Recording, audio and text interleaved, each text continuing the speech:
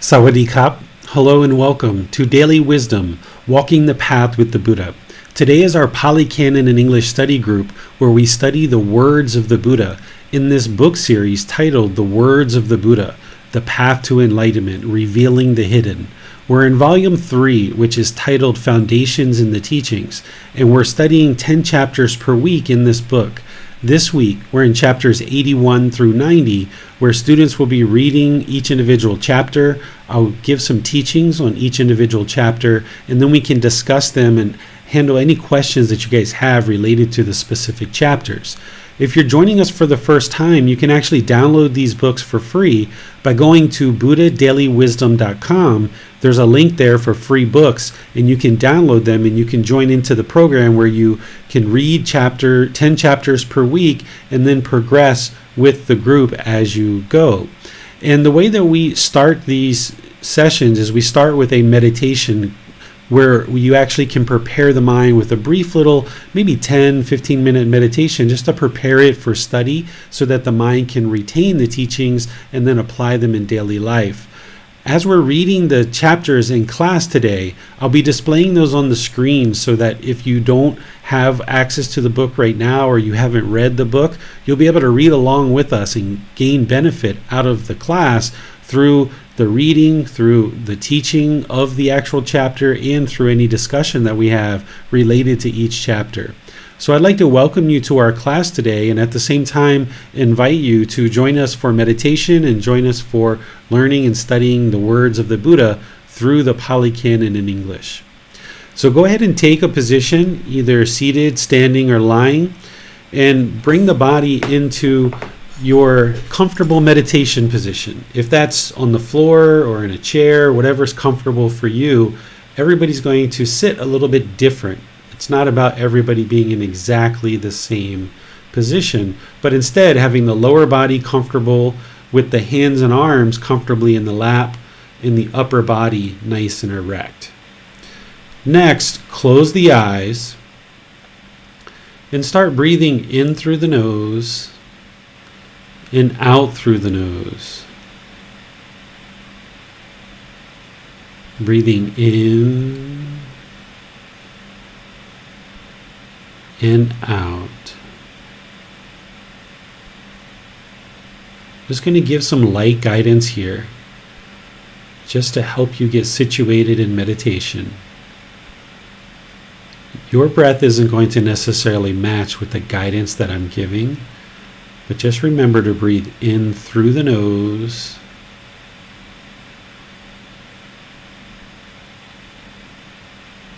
and out through the nose.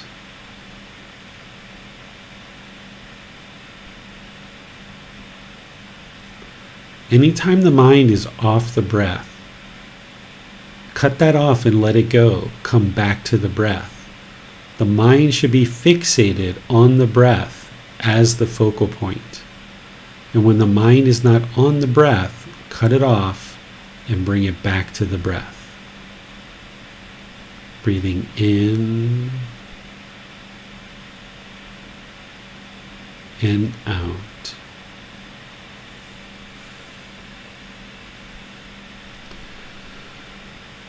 Arahang Samma Sambuddho Mahakava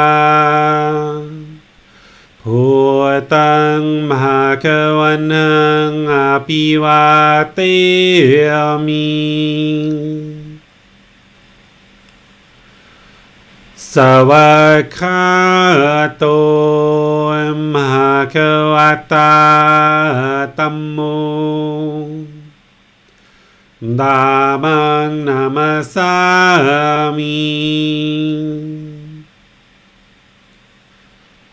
Supatipano Mahakavato Savaka Sangho Sanghang Namami Namo tassa bhagavato arahato samma พุทธัสสะนะโมตัสสะภะคะวะโตอะระหะโตสัมมาสัมพุทธัสสะนะโมตัสสะภะคะวะโตอะระหะโตสัมมาสัมพุทธัสสะอิติปิโสภะคะวะอะระหังสัมมาสัมพุทโธวิจาจารณังสัมมุโนสัคขะโตโรกาวิตุอนุเตโรปุริสานามาสติสตาตวามนุสนังพุทโธภควาติ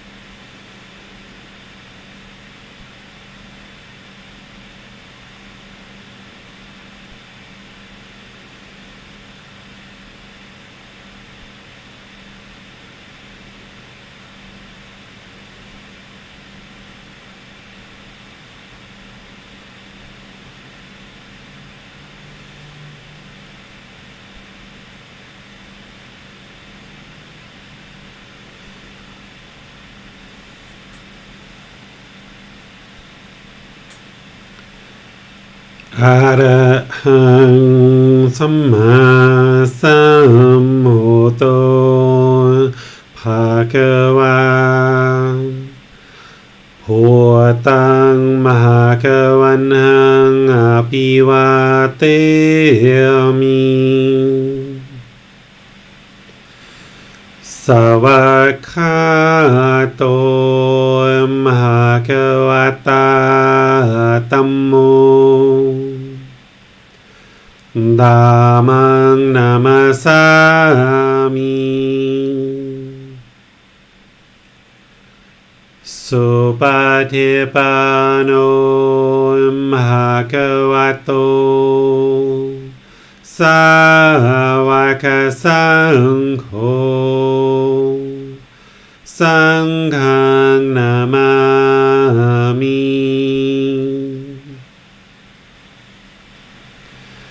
นะโมตัสสะภะคะวะโตอะระหะโตสัมมาสัมพุทธัสสะนะโมตัสสะภะคะวะโตอะระหะโตสัมมาสัมพุทธัสสะนะโมตัสสะภะคะวะโตอะระหะโตสัมมาสัมพุทธัสสะอิติปิโสมหะคะวะอะระหังสัมมาสัมพุทโธวิชาจารณังสัมมุโนสัคขะโตโรกาวิโตอนุเตโรปุริสาธัมมาสติสัตตาตวามนุสนังพุทโธภควาติ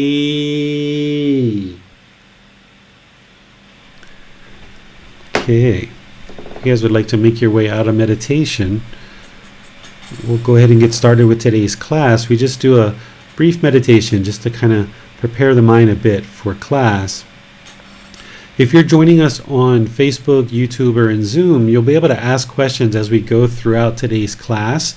We're going to be displaying the chapters of the book on the screen so that students can read each chapter and you can follow along in the class.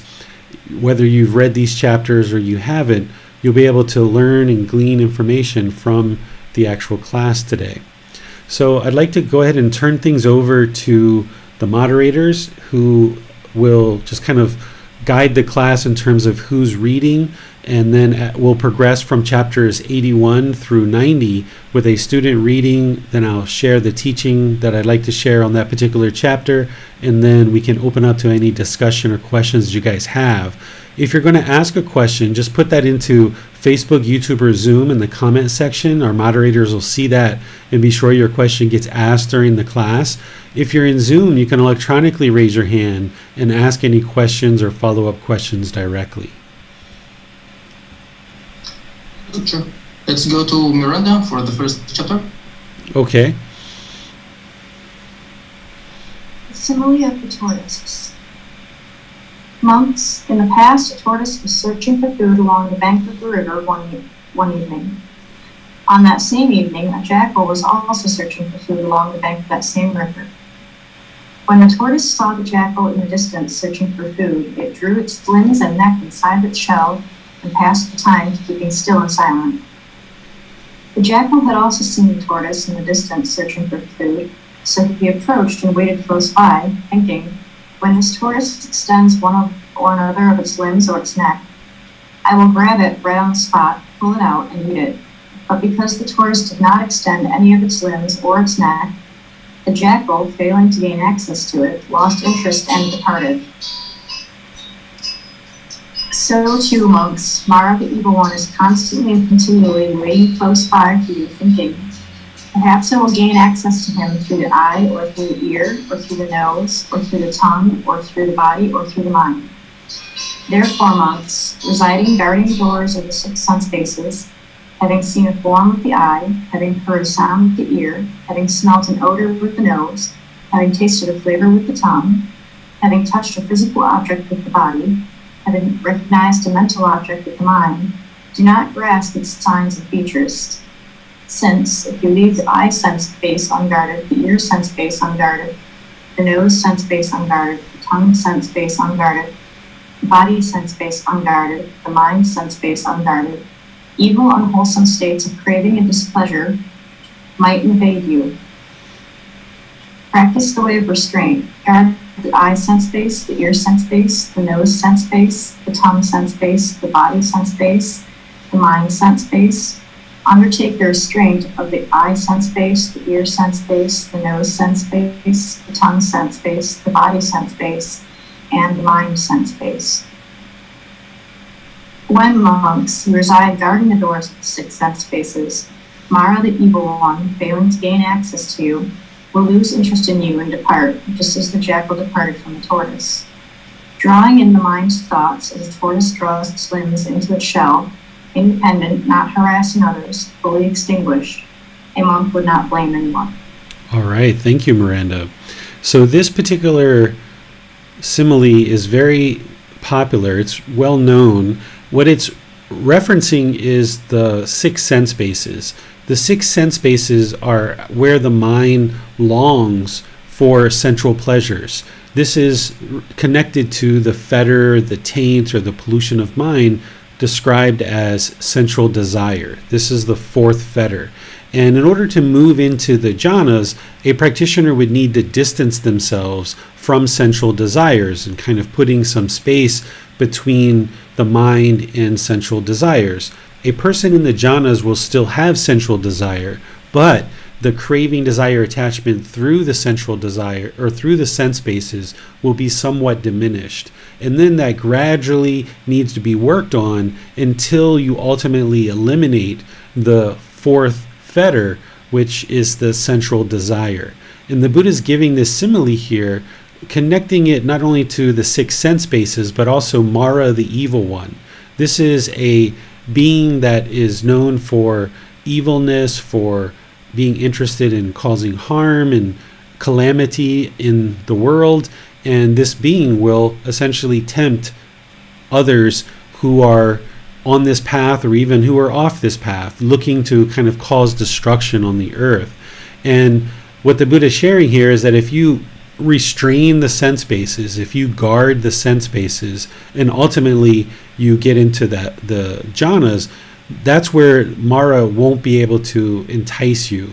But here, even as you're not in the jhanas, if you restrain the sense bases, Mara will eventually lose interest and kind of go away from you. But it's not until you get into the jhanas that the mind is really fully protected from Mara, where you won't be influenced by the negativity and the interest in causing harm that Mara will oftentimes try to create in your life for you. Everything comes down to your decisions. Mara can't make a decision for you to use substances that cause heedlessness, or Mara can't make a decision for you to kill somebody, or for you to steal or have sexual misconduct or lie or things like this. But Mara can certainly influence it and tempt the mind. And what the Buddha is explaining here is that by restraining the sense bases, you will then be less affected by Mara, and eventually Mara will lose interest in you and move on. He talks about guarding the doors of the sense bases. This is also referred to as guarding the doorways of discontentedness, because it's through the 6 sense bases that the mind is going to experience discontentedness. So if the eye sees a physical form that it finds agreeable, then the mind's going to have pleasant feelings. Happiness, excitement, elation, thrill, euphoria, all of these pleasant feelings. And the mind is discontent because it sees this agreeable form.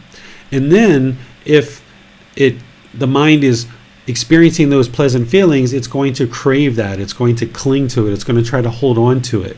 And as long as the mind is doing that, it continues to experience craving or longing or this strong eagerness through these sense bases. And eventually those pleasant feelings will fade, and now the mind's going to move into painful feelings of anger, sadness, frustration, irritation, all these other painful feelings that the mind experiences. Another way that this can happen is the mind can be longing and craving through the sense bases for these pleasant feelings, and if it gets the objects of its affection, those agreeable forms or sounds or odors, tastes, flavors, the physical contact to the body, or these mental objects, then it experiences those pleasant feelings. But if it's longing and chasing after the objects of its affection and it doesn't get what it wants, then it's going to experience painful feelings. This anger, sadness, frustration, irritation, annoyance, guilt, shame, fear, and all the rest.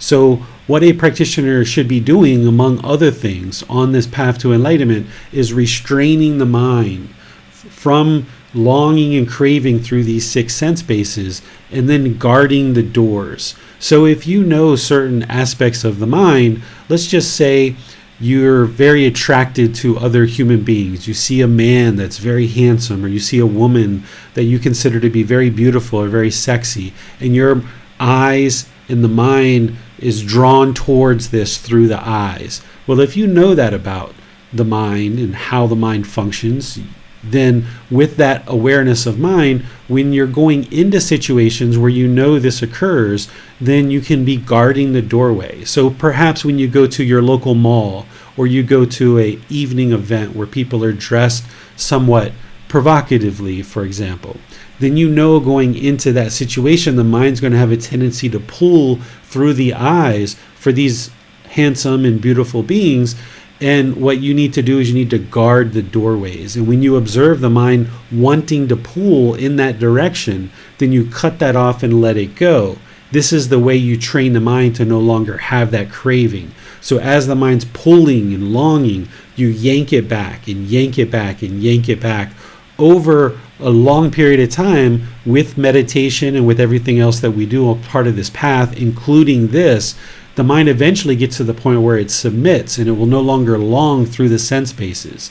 So the mind's going to long through the eyes for agreeable forms. It's going to long through the ears for agreeable sounds, through the nose for agreeable odors, through the tongue for agreeable flavors, through the body for agreeable physical objects, and through the mind for agreeable mental objects.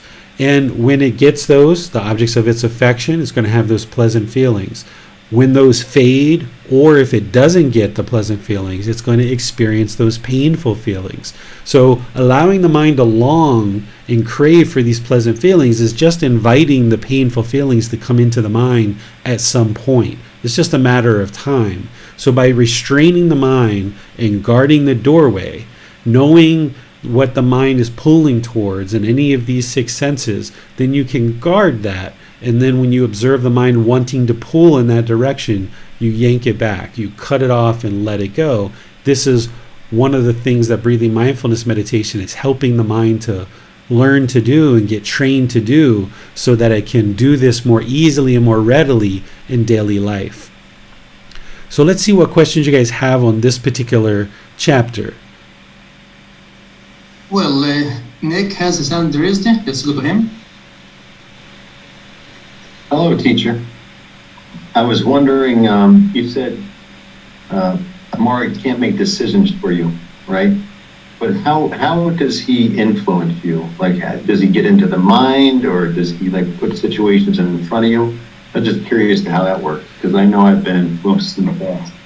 Yeah, everybody's been influenced by Mara at some point, probably multiple times.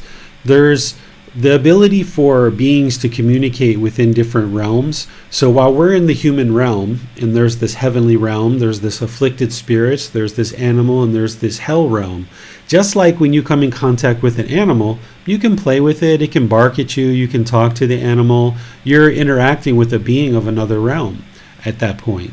Well, these other realms that are the formless realms of hell, afflicted spirits, and the heavenly realm, Mara is overseeing the realm of hell and also afflicted spirits, and roams about the world just like all other beings.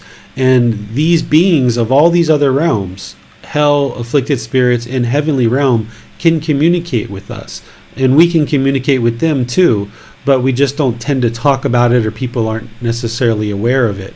So Mara can kind of get into the mind and try to entice the mind, just like maybe if you had somebody kind of whispering in your ear and like, Nick, you would like to start using alcohol again, or using drugs, or, oh, Nick, just lie to your friends, you don't need to tell the truth here. It's almost like somebody whispering in your ear, but you're not going to necessarily hear the voice. It's just kind of influenced internally in the mind.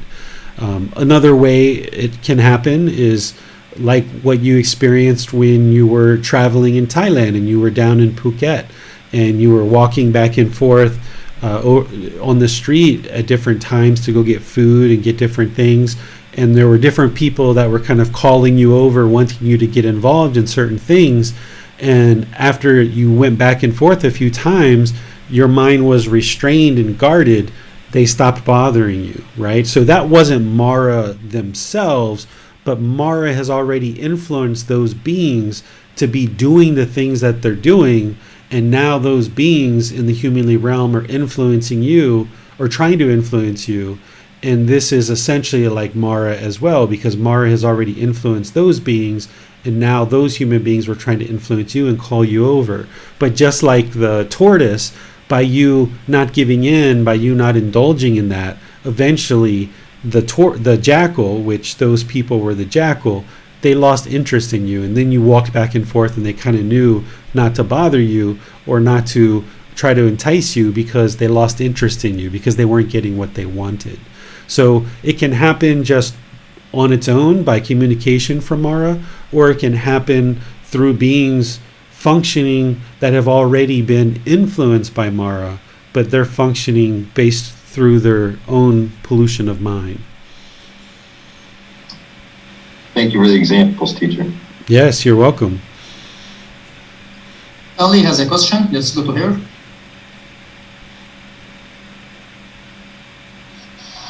Hi, Teacher David. So my question is, regarding the sense, does that mean like kind of staying away? Like for instance, if you're attracted to, if I'm attracted to a man at a party, so that means, and I know that he's gonna be going to the party. Does that guarding the sense mean staying away from the party, or just be there at the party and cut that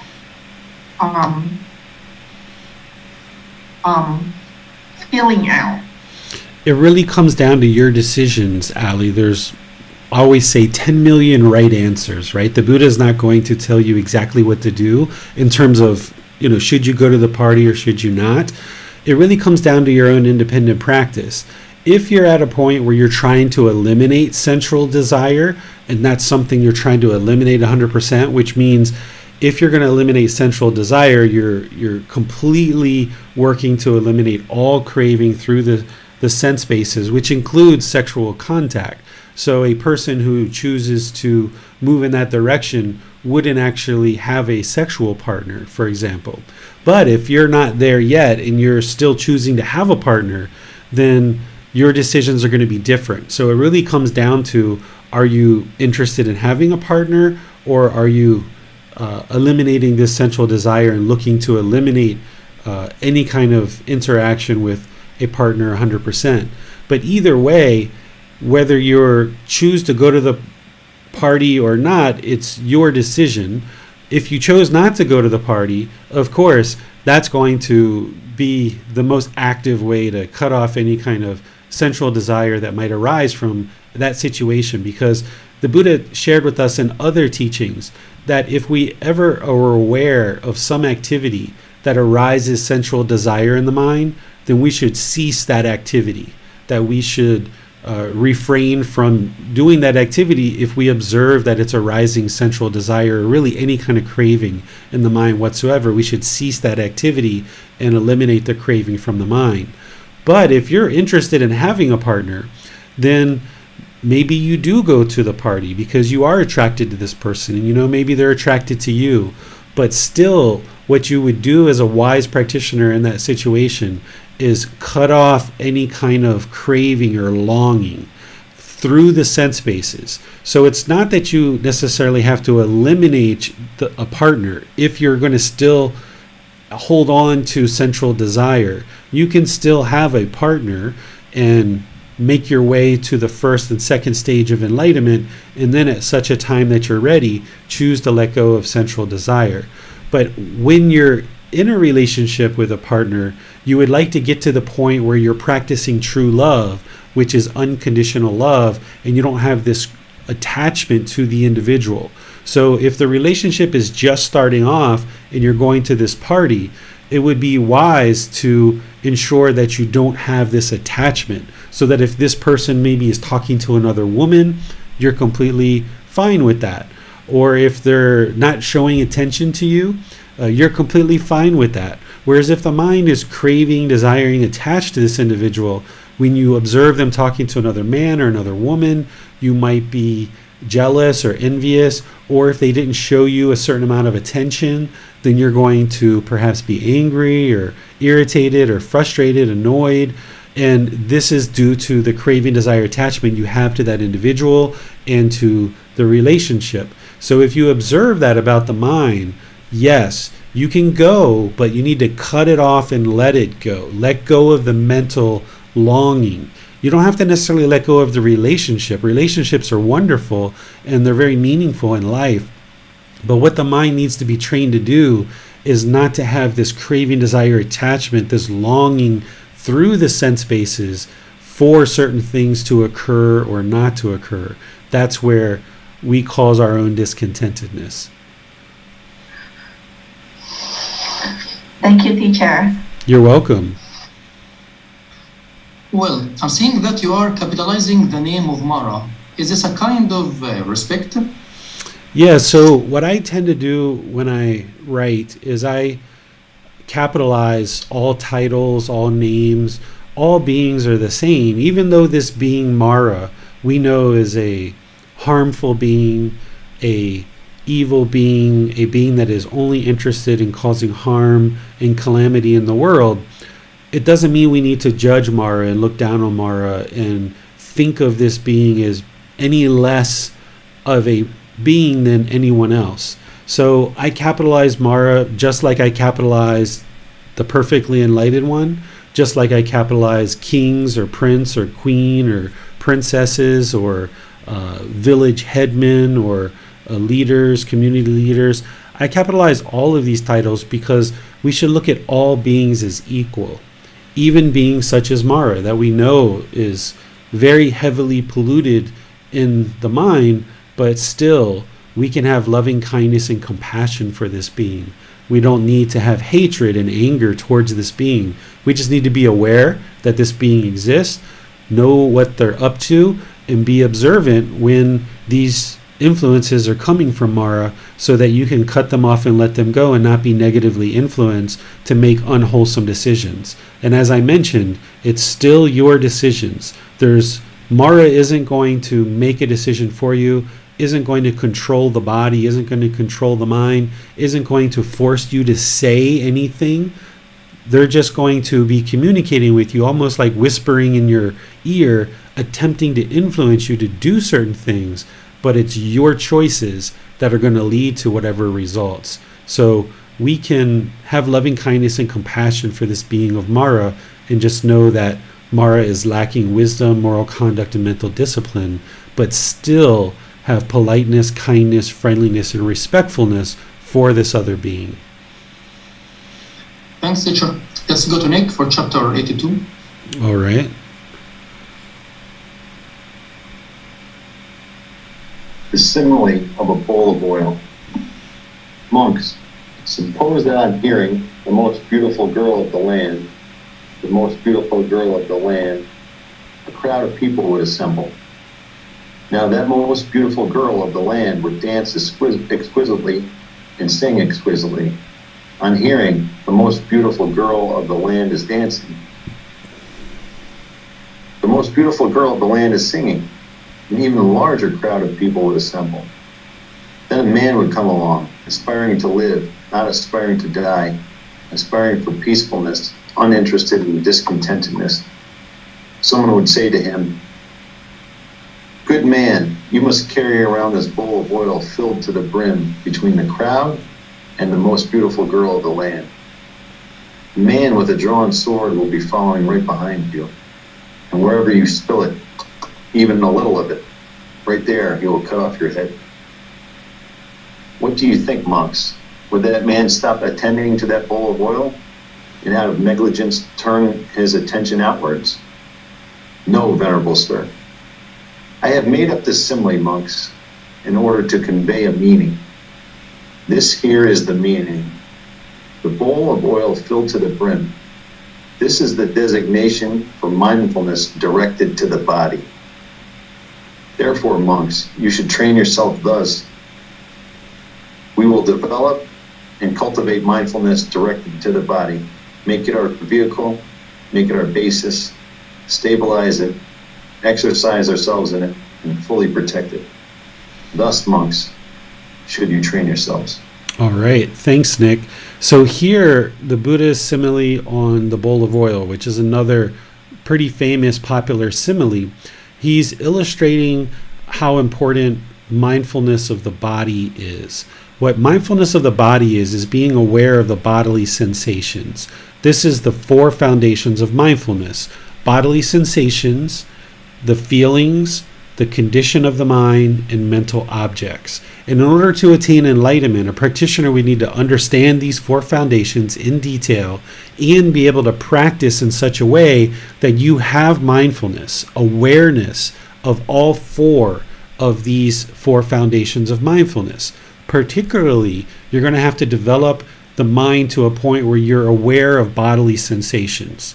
The others are a bit easier to develop your awareness of, but you really need to hone the mind in where it's really dialed in and you can observe the bodily sensations. Because prior to any discontentedness arising, there's going to be bodily sensations that help the mind understand that discontentedness is getting ready to arise.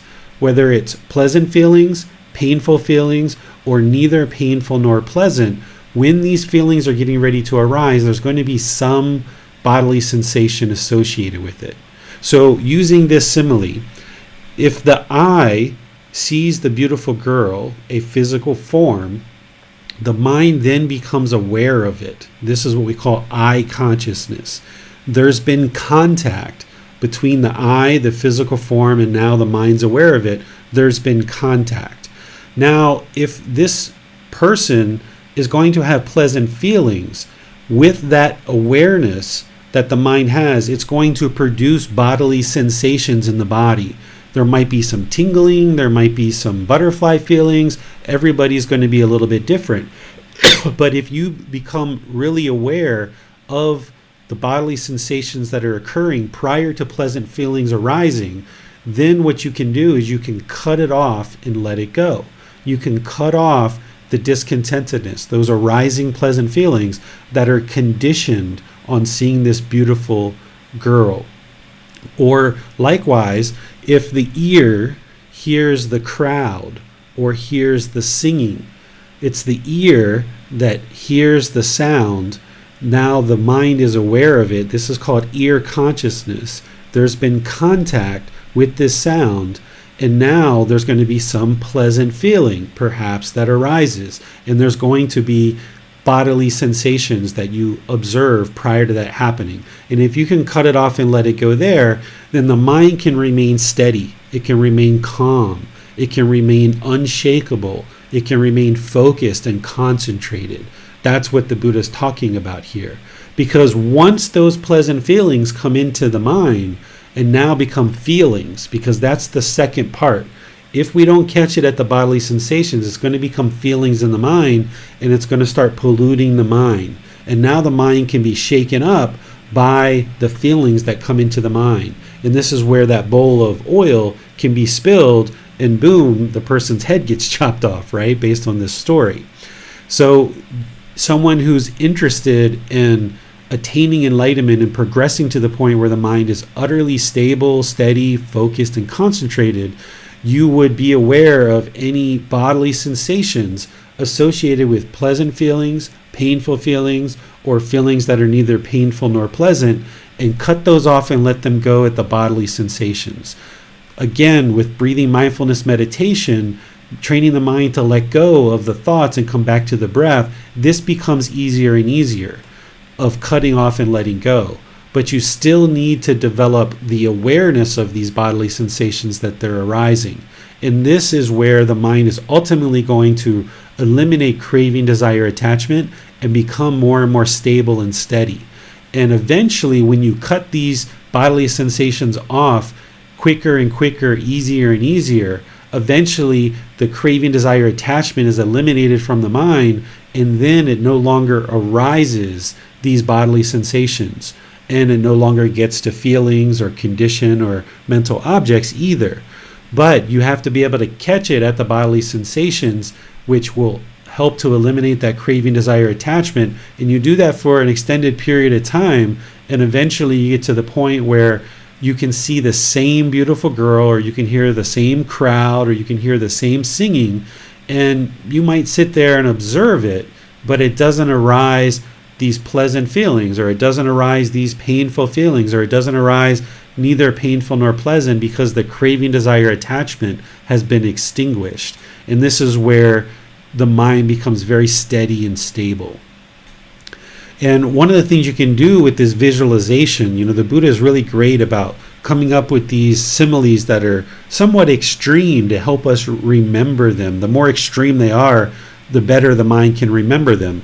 If you're that person that I talked about previously, where you have craving, desire, attachment, where the eyes pull towards handsome men or handsome women, and the mind is craving and longing to see certain physical forms, and you go into a public space where this is going to occur. If you can use this simile in the mind and imagine as if you do have somebody walking behind you, and if the mind pulls in the direction of a handsome man or a handsome woman or any other thing that the eyes are attracted to, that your head's going to get chopped off, even though that's not going to occur. If you can think that way and kind of train the mind that way, that can be really, really helpful for you as you're walking through a mall, or maybe you're doing walking meditation, or you're doing something else. So this bowl of oil, and directing your focus and attention to the bowl of oil, that is the Buddha connecting that you should focus your attention on the bodily sensations and be aware of the bodily sensations so that you can catch it there. And that's where you can uproot the craving, desire, attachment, so that the discontentedness no longer starts to arise any longer. But you have to catch it many times and uproot it from the mind many times before you ultimately uproot each individual craving, desire, attachment that the mind's having. So let me see what questions you guys have on this chapter. Nick has his hand raised. Let's go to him. Yes, sir. I was just wondering, how is this mindfulness to the body instead of concentration? I'm thinking of this simile, you'd have to have right or righteous concentration, just be so focused on the bowl. But in your last statement, you said, you got to direct it to the bodily sensations, like bodily sensations, like hearing the crowd or seeing something, and your peripherals. I'm not seeing the connection for mindfulness towards the body versus concentration. Sure. So think about mindfulness as awareness of mind, and think about concentration as having singleness of mind. And by having mindfulness, then we can have concentration. We can't have concentration without mindfulness. Without having awareness of the mind, you can never get to concentration. So we need to have awareness of these bodily sensations. And if you've ever experienced anger, where you felt this heat or these strong prickly feelings, or if you've ever been shy or stage fright and you felt butterflies in the stomach, or if you've felt pleasant feelings and you felt this kind of tingling feeling going through the body, these are the bodily sensations and others that the body can experience when there's arising pleasant feelings, painful feelings, and feelings that are neither painful nor pleasant. So the mind has to be aware of those bodily sensations. It has to take note of them. It has to observe when they're arising and then cut it off and let it go. And that's where the concentration comes in, is the singleness of mind, because once the mind's aware of it, oh, there's the bodily sensations. Now with singleness of mind, cut it off and let it go. Whereas if the mind is trying to do 2, 3, 4, 5 things at once, even though it can't, it's trying to do that, then you can't have mindfulness and awareness of this thing that's happening in the body. But when you slow the mind down and you come to singleness of mind and practicing that more and more, the mind can develop its awareness, and now it can be aware of these bodily sensations, cut those off and let them go. And this helps to cultivate concentration, because as you clear out the craving, desire, attachments in the mind, it's no longer as polluted. The mind isn't pulling in the directions of the objects of its affection. That's why it can stay focused, steady, stable, unshakable, and having more and more singleness of mind. So there's like this cyclical effect that by practicing something like mindfulness, being aware of the bodily sensations, you then practice right effort to cut those off and let them go. And by cutting off and letting go of the craving, desire, attachments, now you have more concentration and singleness of mind. By having more concentration and singleness of mind, the mind has better awareness, and it can be aware when certain things are happening. Then you can apply right effort, cut it off and let it go. You clear out those craving, desire, attachments. There's less pollution. Now you have more concentration. So it's like this constant cyclical effect that's happening.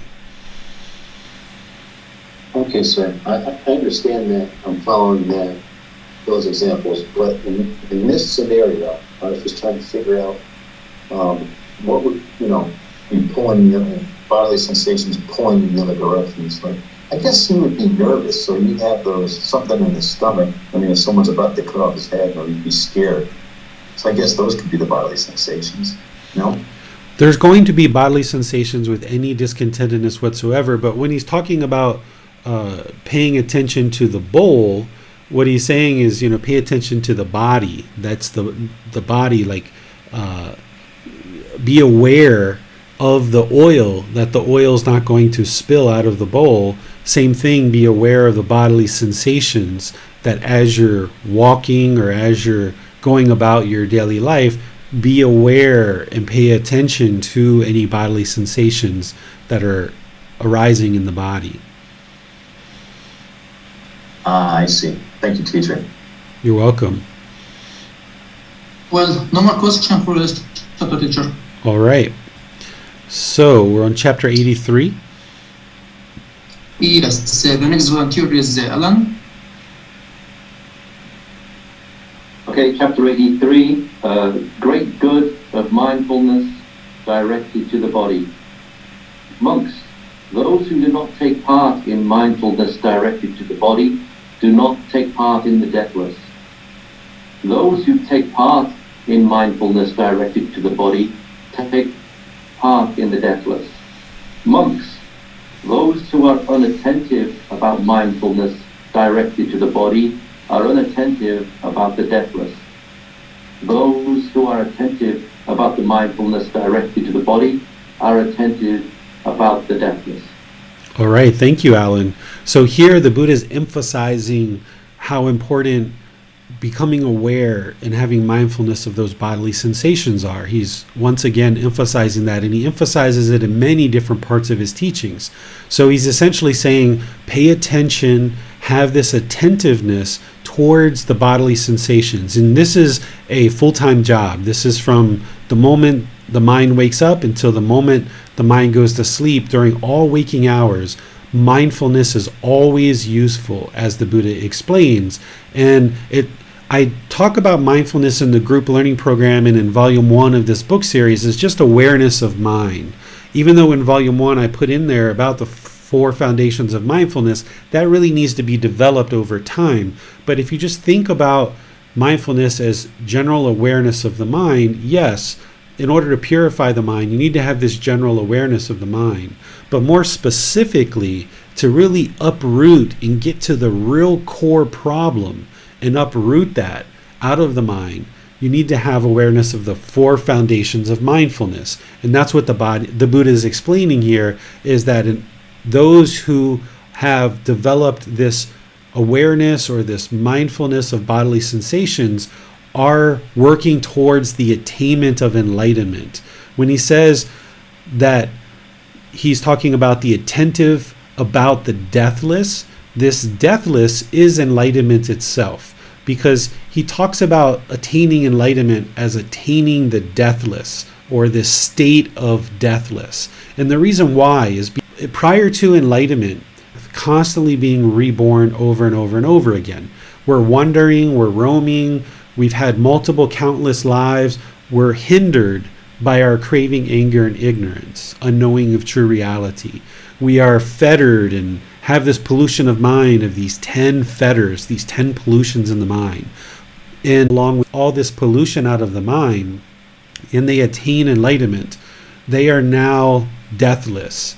They have now attained this element of being deathless, because once this existence for someone who's attained enlightenment, once this existence is over, the physical body will die and the mind will separate from the physical body. But that's just the physical body being impermanent, and that's the mind being impermanent and separating. There hasn't been any real death, because there isn't a you, there isn't a self, there isn't this permanent self in the mind. When somebody's unenlightened and they still have a personal existence view, which is that first fetter, they still haven't realized non-self, they might say, I don't want to die, because there's still an I there.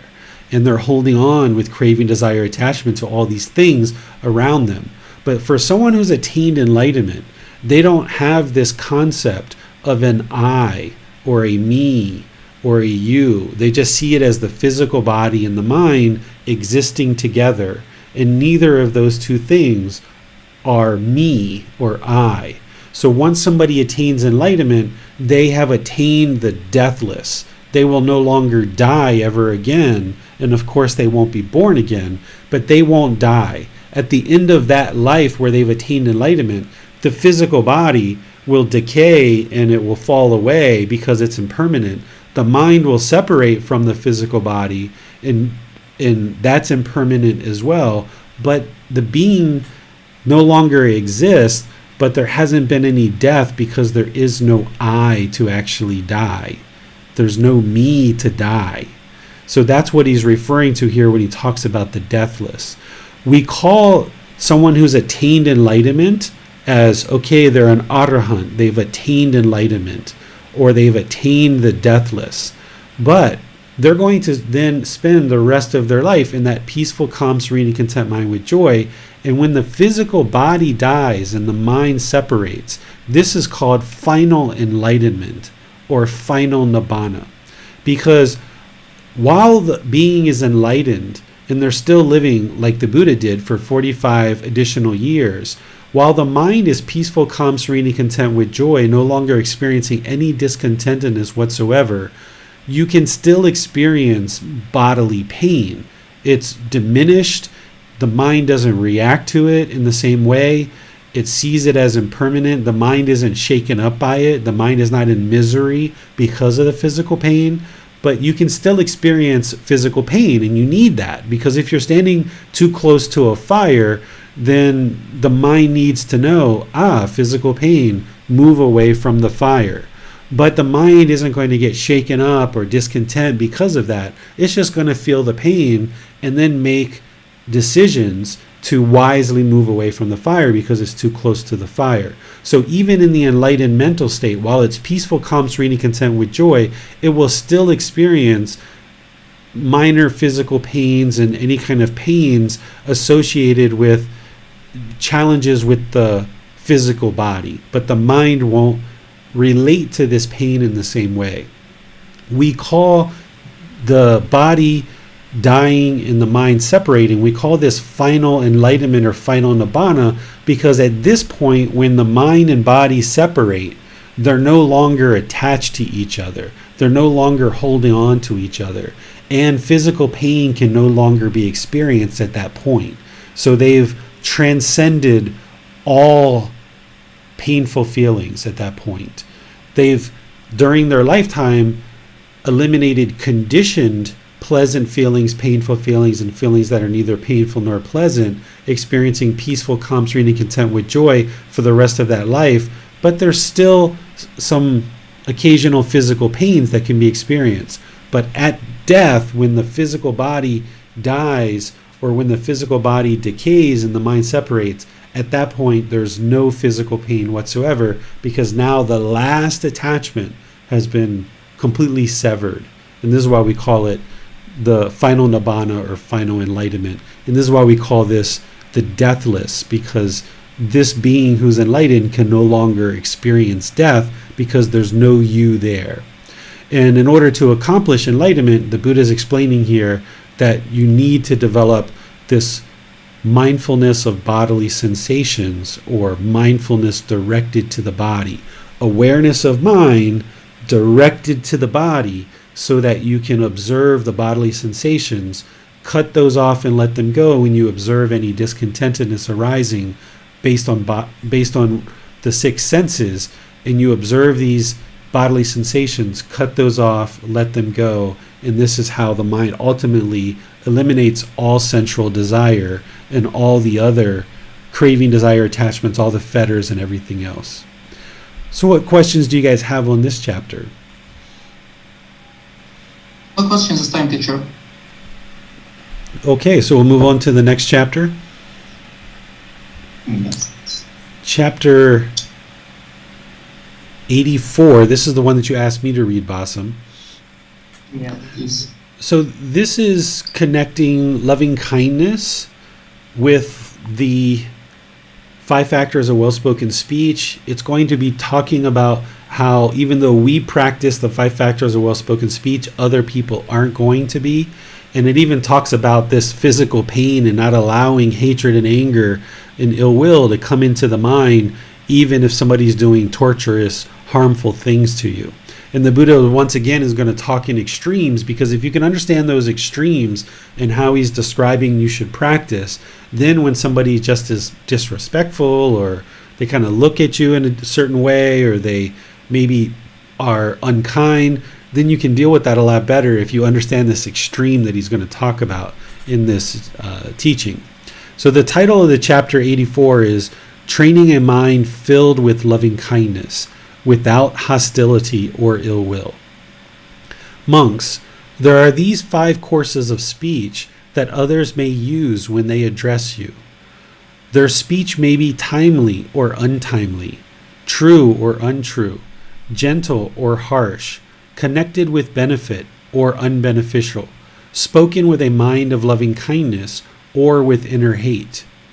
Herein, monks, you should train thus. Our minds will remain unaffected, and we shall speak no evil words. We shall reside compassionate for their welfare, with a mind of loving kindness, without inner hate.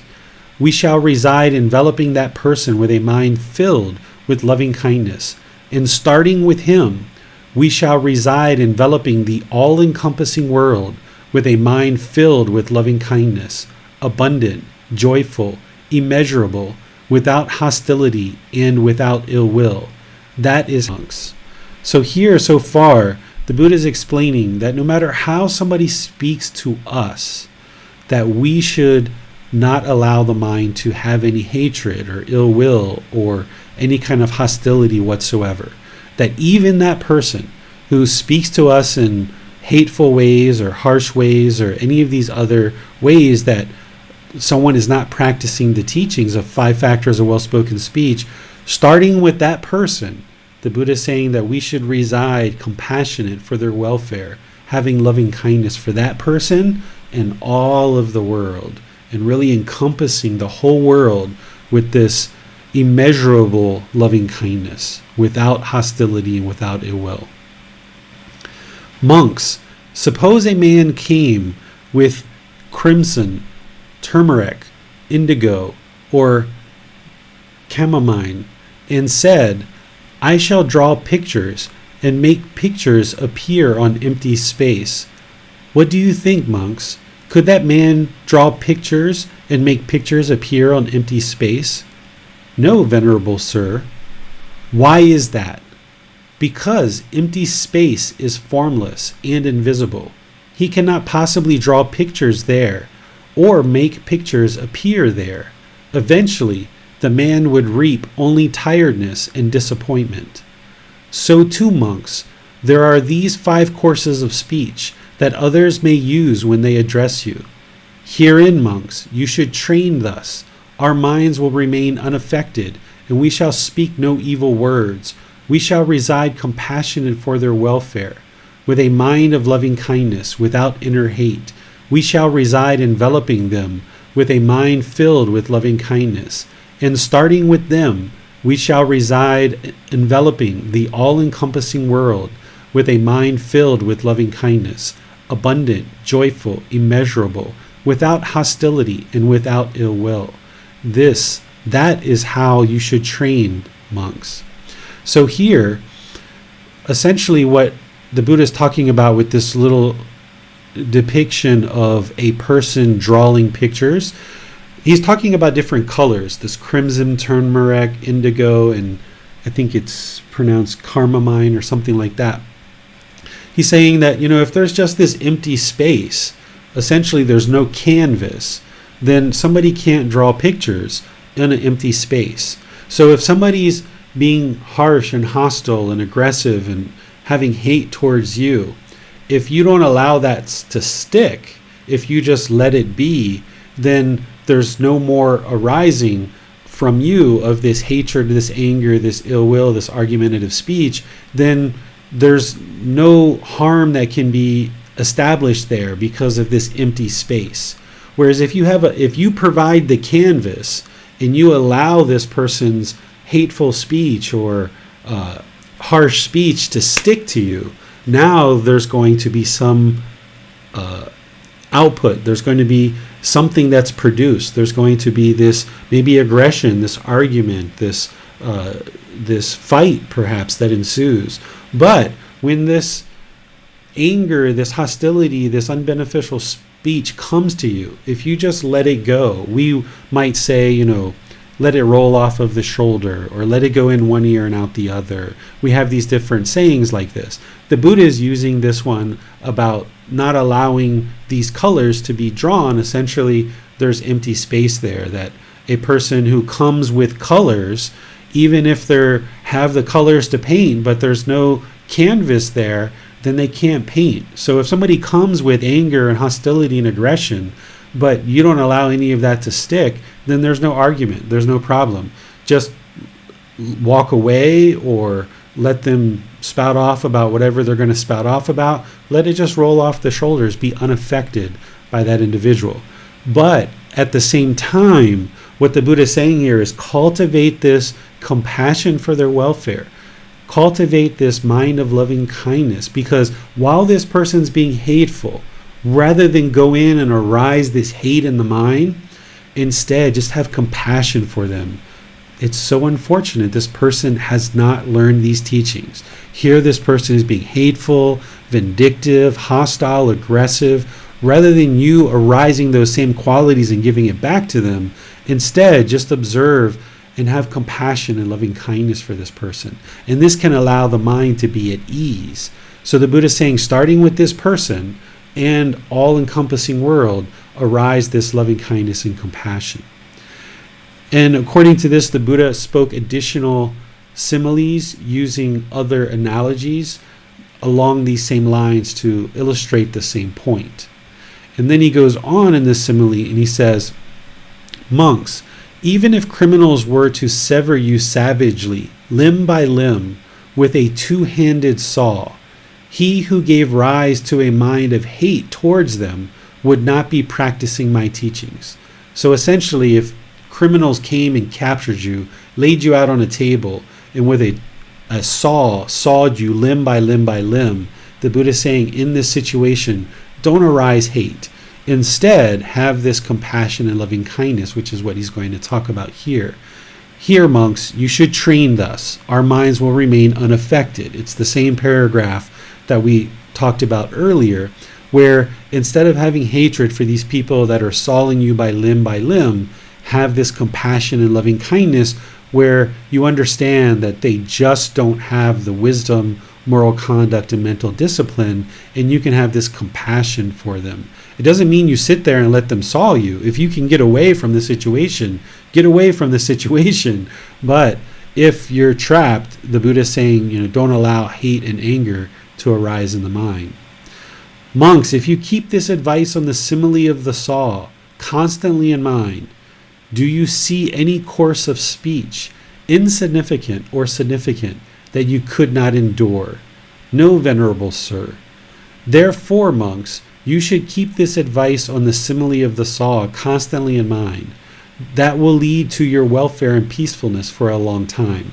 So this is what I was talking about at the beginning and related to some of the other similes, that if you can imagine literally being sawed limb by limb by limb and the amount of excruciating pain that would cause, and not allowing the mind to have hatred or anger, ill will, hostility, or aggression for these individuals who are doing this, then the Buddha is saying, okay, if somebody speaks to you a little bit harsh or disrespectful or impolite or unkind, can't you kind of endure that speech? Because it's really not that big of a thing, as opposed to being sawed limb by limb, and even in that situation don't arise hatred and hostility. So when you observe situations where people are directing speech to you that is one of these aspects or all of these aspects of being untimely, untrue, harsh, unbeneficial, or with inner hate, just look at it as being insignificant and don't pay it any mind and just let it go. I think some of our grandmothers and grandfathers, our moms and dads might have said, sticks and stones may break my bones, but words will never hurt me. So don't get to the point where you allow other people's words to hurt you, because that's where you're giving other people power and your mind isn't liberated. Your mind isn't free because someone just can speak negatively or hateful, and now your mind's shaken up. So train the mind to be unaffected by others' intentions, speech, and actions. What questions do you guys have on this chapter? Well, do you agree, teacher, that others' words or speech by itself is not harmful for one's mind, but what is harmful is the point in which one reacts unwisely to these words? Yeah, if somebody speaks to you in one of these ways or all of these ways, what's causing the pain is the craving desire for everyone to treat you polite, kind, friendly, and respectful. So we're not talking about what's right and wrong, because, hey, it would be wonderful if the entire world, every single being in the world, was polite, kind, friendly, and respectful. But that's permanence. And we understand the universal truth of impermanence, that's not the world that we live in. So if the mind has this craving desire for everyone to speak a certain way to you, then when people don't speak that way to you, you're going to be angry, you're going to be frustrated, you're going to be irritated. And that's what's causing the discontentedness to arise in the mind. So instead, if you get rid of that craving desire attachment, and you understand impermanence, that when somebody is impolite, unkind, unfriendly, and disrespectful, then you just recognize it for what it is, which is, oh, this is impermanence. While the vast majority of the people in my life are polite, kind, friendly, respectful, here's some impermanence. This person is lacking wisdom, moral conduct, and mental discipline. No need for me to arise hatred or ill will or hostility towards this person. I can just practice compassion and loving kindness the way that the Buddha teaches, which is compassion is a concern for the misfortune of others, and loving kindness is a genuine interest in seeing all beings be well. So if you can arise those qualities of mind, then no matter what people say, you can then reside unaffected. Now, from that point, you might choose to no longer associate with this person, or maybe you just know that, okay, they're somewhat unwholesome, I'm going to kind of keep a distance, but you don't allow painful feelings to arise in the mind based on their speech. Or if their speech comes to you and you observe that there is painful feelings in the mind, then you know that there's still craving, desire, attachment there. Maybe craving for people to speak to you in a certain way. Maybe there's the personal existence view, where you have a certain self-image or a certain self-identity that you're trying to uphold. There might be some conceit there if the mind isn't enlightened yet. There might be some arrogance and pride that the mind is feeling diminished around people, so it might arise painful, hateful feelings. But when you observe that, those bodily sensations that arise prior to those anger and that hostility or that frustration, when you observe those painful feelings, cut it off and let it go. And this will help you to get to a point where the mind can reside unaffected by what's going on around you. Because we don't live in a world where everyone is polite, kind, friendly, or respectful. That would be permanence. And we need to train the mind to be unaffected no matter what people say or do. Doesn't mean that we need to associate with this, but there's going to be situations where people are harsh or aggressive or unkind, and that's part of the impermanence of the world. That's part of the lack of wisdom, moral conduct, and mental discipline. But if every time that happens, you allow your mind to be shaken up and experience discontentedness because of it, your mind isn't liberated. Your mind is not free. It's now essentially being affected and shaken up anytime the wind blows. So when somebody blows out some aggression and hostility, the mind's shaken up. But you would like to get to a point where the mind is steady and stable regardless of what's happening around you. Thanks, teacher. Let's go to Nick. Teacher David, you stated that a practitioner might choose just to not associate with people that speak to them in an unkind, unfriendly, disrespectful way.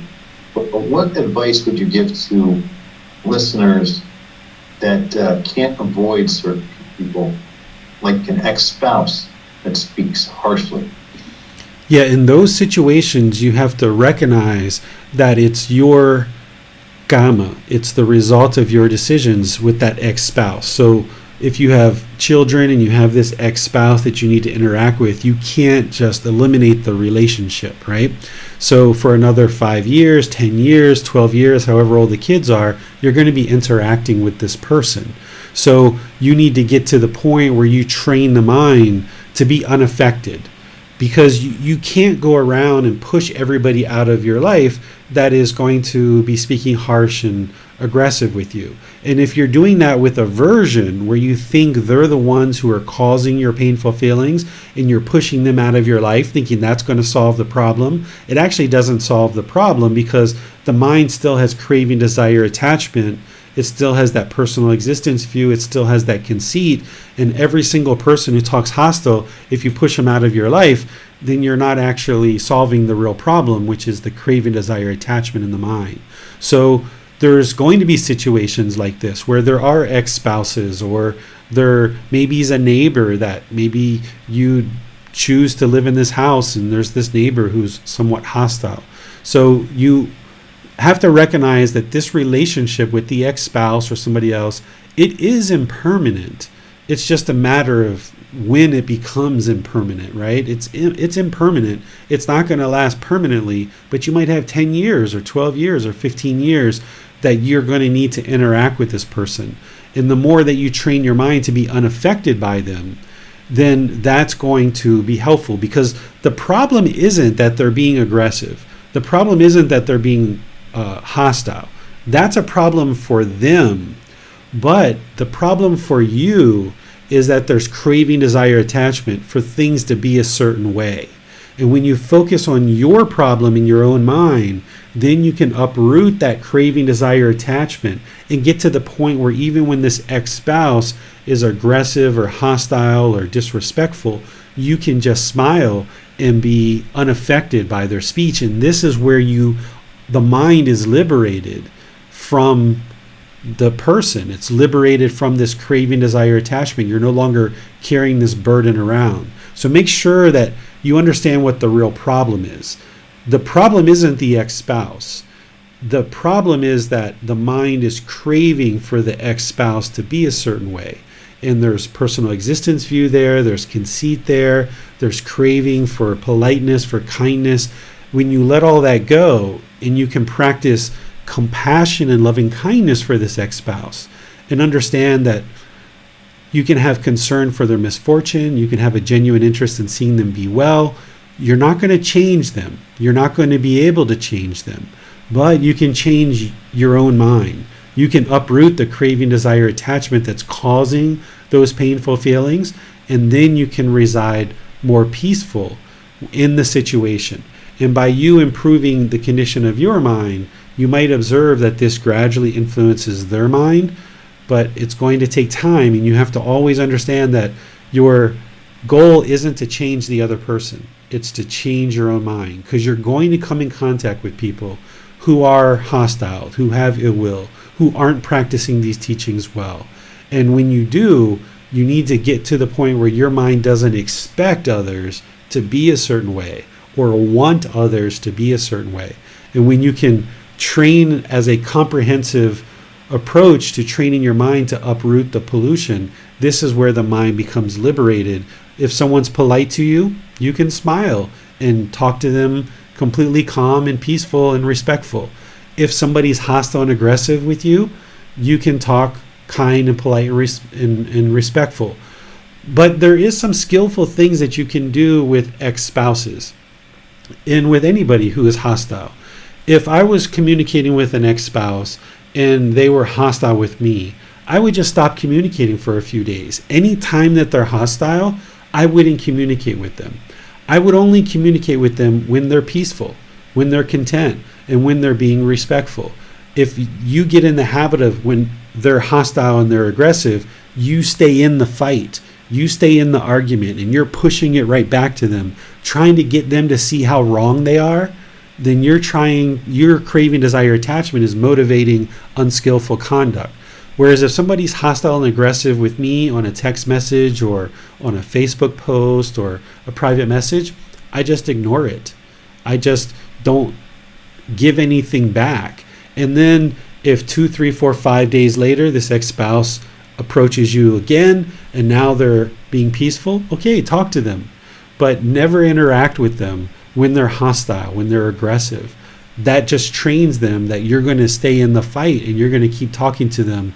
But it doesn't make sense to talk with a wild animal that their mind is unhinged. There's not going to be any beneficial results there. So it's better to just disengage and then look to have conversation with them another time. There's some students that have this challenge with ex-spouses, and I work with them very closely with observing text messages that are coming from ex-spouses, helping them to develop their own messages to send back, and kind of teaching them how to improve their speech. And working with them on a one-on-one basis is the way to really fix this 100%, because in a class like this and kind of talking generally, like what advice would you give to someone who has an ex-spouse who's hostile? Well, practice compassion and loving kindness. Okay, well, how do you do that? It has to get down to the individual situations where the student has a one-on-one relationship with me and having personal guidance, and they can send me a text message and say, here's what my ex-spouse sent, and here's the message that I'm going to reply back. Do you see anything that I should potentially look at where I'm not practicing right speech? Because I'm not going to try to change the ex-spouse, but for you, I can look at your speech and I can look at your text message and give you help about how to interact with this person, because there's surely things that you can be doing better that are going to produce better results. If your ex-spouse is being hostile and aggressive with you, there's things that you're also doing that is causing this to continue. That might be hard for somebody to hear, because in your mind you might feel that you have all the best intentions and you try to be respectful as much as you can, but I guarantee you there's things that you're doing that if you share your communication, you share your conversations, you work with me on a one-on-one basis, I can look at those things and help you see how by improving your speech, it's going to improve what's coming back to you. And when you do this over a longer and longer period of time, you can kind of rewire this relationship with your ex-spouse where it's not this win-lose relationship. That tends to be how ex-spouses think, either win or lose, where what you're looking for is a win-win situation. But going through the process of divorcing and child custody and going through the courts and all this, the mind tends to get conditioned on this win-lose situation. And it's very challenging for ex-spouses sometimes to look at the win-win. And let's figure out a win-win, because the mind's always looking for the win-lose and everybody's trying to win. And what you need to do is get this relationship on solid ground where both parties can see that there's a win-win and we don't have to be at each other's throat. And that requires a lot of personal interaction and personal guidance for a student to reach out to me and choose to work with me on a one-on-one basis to help them see their speech and their conduct. Because you can't change others, but you can change your decisions. You can improve the decisions that you're making. And when you see the suggestions that I give you based on individual situations and how it produces better results, then you can see the truth that, when I clean up my speech, I'm seeing some better results here. So that's what I would suggest, is have somebody get in contact with me. Aside from all this general guidance that I've given, have someone get in contact with me so that they can have some personal guidance and somebody to turn to as like a life coach to help you bring this relationship up to stable ground. Thank you, sir. That sounds wonderful. I know a few people with this circumstance.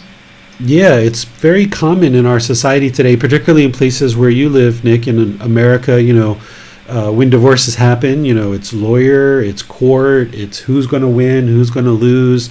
There's almost like the daggers come out, the chainsaws come out. There's rare occasions where this doesn't happen and people can have a very cordial relationship. But until you learn how to have a healthy relationship with right view, right intention, right speech, and all the others, because there's so much attachment there, because you've been partners in the past, you're no longer partners, you're living different lives, you're still seeing a bit of each other's life, you're showing up to a household where your ex-wife has a boyfriend or a girlfriend, or your ex-husband or ex-wife has another partner. There's other children involved, there's a different life here, and it's very challenging to raise children even when two partners are living in the same household together.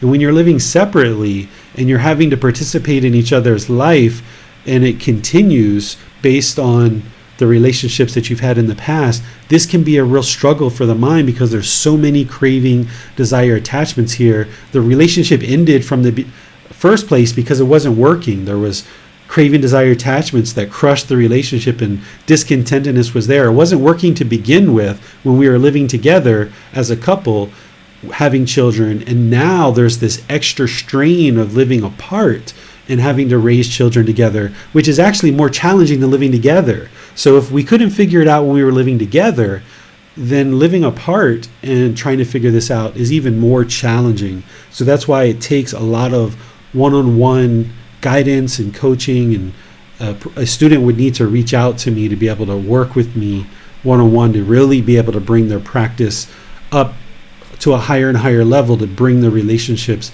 onto more stable ground. Thank you, sir.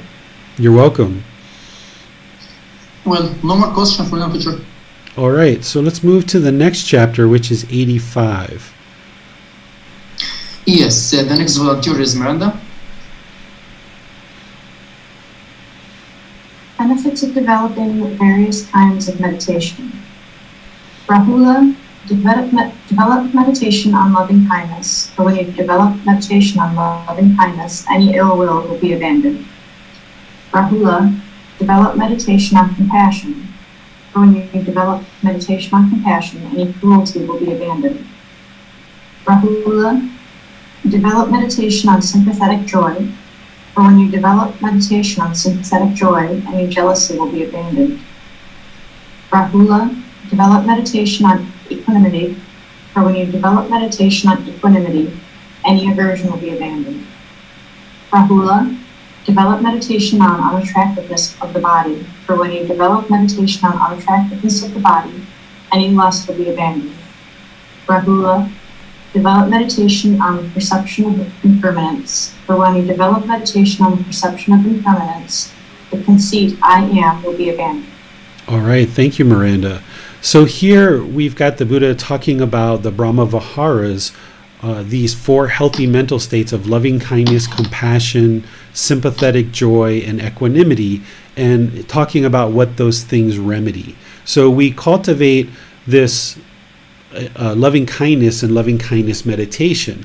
And these other ones of compassion, sympathetic joy, and equanimity, we cultivate them outside of meditation. And I'll talk about that in a moment.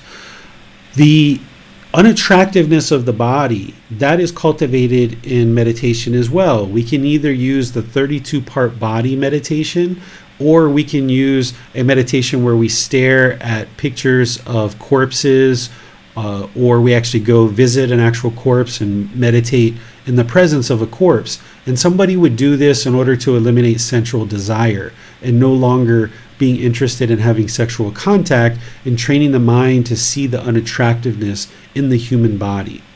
And then this last one, where you develop the perception of impermanence through meditation, this is breathing mindfulness meditation, in that when you observe the thoughts, when you observe bodily sensations, you observe that they're impermanent, cut those off and let them go. The Buddha is saying this helps to eliminate the conceit or the arrogance, the pride, I am, right? So this is part of that upper fetter of conceit. This also helps to soak the universal truth of impermanence into the mind. So these three meditations, loving kindness, unattractiveness of the body, and breathing mindfulness meditation, I can see how they're connected to these three statements. And there's one other meditation that I teach, which is about developing and realizing non-self, which is what I would also connect to this last one, the perception of impermanence. So the perception of impermanence, to eliminate the conceit I am, is part of eliminating the personal existence view. And I teach a meditation to realize non-self, and there's a lot of other work that needs to be done outside of meditation in order for that to work, but that's what the Buddha is talking about here. These other three that the Buddha is talking about in terms of compassion, sympathetic joy, equanimity, we're translating this word to meditation, and we're saying, develop meditation on compassion.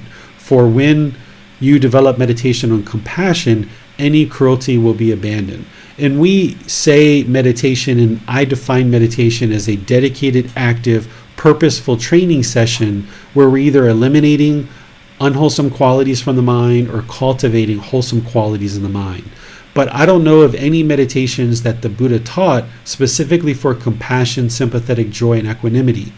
I think what's happening here is the translation that we're using of meditation is really the Buddha talking about cultivating these qualities in the mind, because there aren't any specific meditations to cultivate compassion, sympathetic joy, and equanimity. Compassion can really get cultivated as part of loving kindness meditation. If you're cultivating loving kindness, this genuine interest for all beings to be well, then the mind tends to make it kind of easier to cultivate this concern for the misfortune of others as well. So that one kind of gets incorporated into that. But there's no specific meditation just for compassion that the Buddha taught. And likewise, the sympathetic joy is having joy for others' success, even if you didn't contribute to it. There's no meditation to specifically cultivate that in the mind, but instead, what I feel the Buddha is actually talking about here is just the genuine cultivation of sympathetic joy in the mind as part of your daily life. And by cultivating sympathetic joy in your daily life, then it eradicates this jealousy or this envy. So how would you do this? If you're in a situation where maybe you're at work or you're in a family conversation and somebody's getting attention or somebody's getting a present or somebody's getting a new job, or you're at a holiday dinner and someone's talking about promotions that they received at work. Have joy for them and just be like, oh wow, that's so wonderful that Bob or Barbara got an award at work or got a promotion or got a raise or what have you. There's no specific meditation that you're going to do in order to arise that in the mind. It's something that you cultivate in daily life, that when you're in situations where you observe jealousy or envy arising, you cut that off and let it go. And there's typically going to be bodily sensations associated with that, like we were talking about earlier, because this jealousy and this envy is discontentedness. And where you observe that, you cut it off and let it go and know that that's unwholesome, applying the right effort to cut that off and let it go. And then you arise this genuine interest in seeing you arise this joy for others' success, even if you didn't contribute to it. So even if you don't feel it 100% in that situation where you're at a holiday dinner or you're at an award ceremony and somebody got something better than you, even though you might not feel it 100%, try to arise as much sympathetic joy as you can, having this joy for others' success, even though you didn't contribute to it. And then if you see that person in your workplace, or if you see that person in the neighborhood, or that person is having a conversation with you, even though you don't feel it 100%, at least think it in the mind that you have this joy for their success. Maybe even say a few words to them in order to help them know that you feel joy for their success. And the more that you do this, you're kind of reprogramming the mind to have this joy. And maybe the first few times it's a bit hard for you, but then it gets easier and easier when you see the effects of this. Rather than holding on to this joy, or rather than holding on to this jealousy and this envy, you cut that off and you let it go and you arise this joy. Same thing with equanimity. Equanimity is having calmness, composure, evenness of temper, even in a difficult situation, and especially in a difficult situation. So there's no meditation particular in the Buddha's teachings, but I think what he's really talking about here, that we happen to be translating the word meditation for, is he's talking about developing and cultivating compassion. For when you develop and cultivate compassion, any cruelty will be abandoned. Rahula, develop and cultivate sympathetic joy. For when you develop and cultivate sympathetic joy, any jealousy will be abandoned. That's what he's really referring to here. So let's see what questions you guys have on this. No questions this time, teacher. All right. So let's go to chapter 86. Yes, the next volunteer is Nick. One who is capable of entering and residing in right concentration. Monks, possessing 5 qualities, a monk is incapable of entering and residing in right concentration. What 5? Here a monk patiently endure forms, sounds, odors, flavors, and physical objects. Possessing these 5 qualities, a monk is incapable of entering and residing in right concentration. Monks, possessing 5 other qualities, a monk is capable of entering and residing in right concentration. What 5? Here, a monk can patiently endure forms, sounds, odors, flavors, and physical objects. Possessing these 5 qualities, a monk is capable of entering and residing in right concentration. All right. Thank you, Nick. So here what the Buddha is talking about in terms of right concentration is he's talking about the jhanas, the 4 jhanas, those preliminary phases that the mind goes through prior to the first stage of enlightenment. And what he's saying is that an individual, a practitioner who cannot patiently endure forms, sounds, odors, flavors, and physical objects, those aspects that the mind is becoming aware of, if you can't endure those, then the mind is incapable of entering and residing in right concentration. Because if the mind hears a sound that it doesn't like and it becomes discontent because of this sound and it gets frustrated and irritated, then the mind can't reside with concentration because the mind is pulling towards this disagreeable sound and it wants agreeable sound. Or if you smell a certain odor and it's like, oh my goodness, that smells so horrible, the mind is discontent and it can't be concentrated because it's affected by this disagreeable odor. And it's because it's craving an agreeable odor through the nose.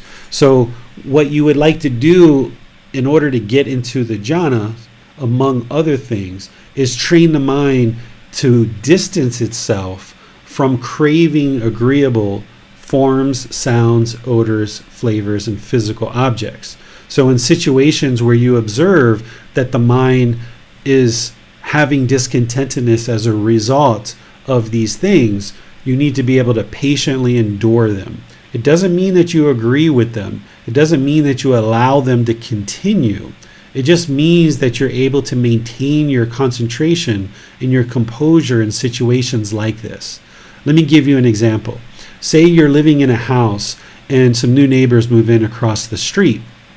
And within a couple of days, you observe that you're falling asleep at 10, 11 o'clock at night or whenever you go to sleep, and there's just this ruckus and this partying and this loud music and this, up all hours of the night, right? It doesn't mean that you need to just accept that and allow that to happen.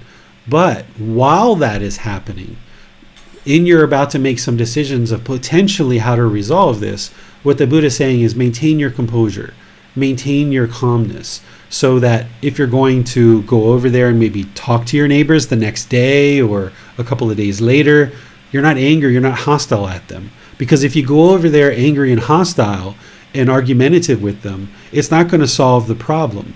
Or if in that situation you felt like you needed to call the police, if you call the police and you're angry and hostile with the police, it's not going to solve the situation. So someone who's in the jhanas, whether they're experiencing disagreeable forms, sounds, odors, flavors, or physical objects, they would still be able to maintain their composure. They still might not like it. The mind might still be irritated. The mind still might be frustrated. The mind still might even be a little bit angry. But you observe that anger, you observe that frustration, you observe that irritation, but you choose not to act unskillfully as a result of it. That's what being patiently enduring these things are. Because in the jhanas, you're still going to experience discontentedness as a result of these things. It's not until the mind's completely enlightened and having eliminated sensual desire that the mind's no longer going to be shaken up at all. You'll eventually get to the point where the mind won't even be shaken up by what's going on. But what decisions you make, whether you call the police, whether you wait a few days and go over and talk to them, however you try to skillfully handle this situation, doing so calmly and with composure, with this patience that the Buddha is talking about, that's what someone in the jhanas would be able to do in all of these types of situations, whether it involves forms, sounds, odors, flavors, or physical objects.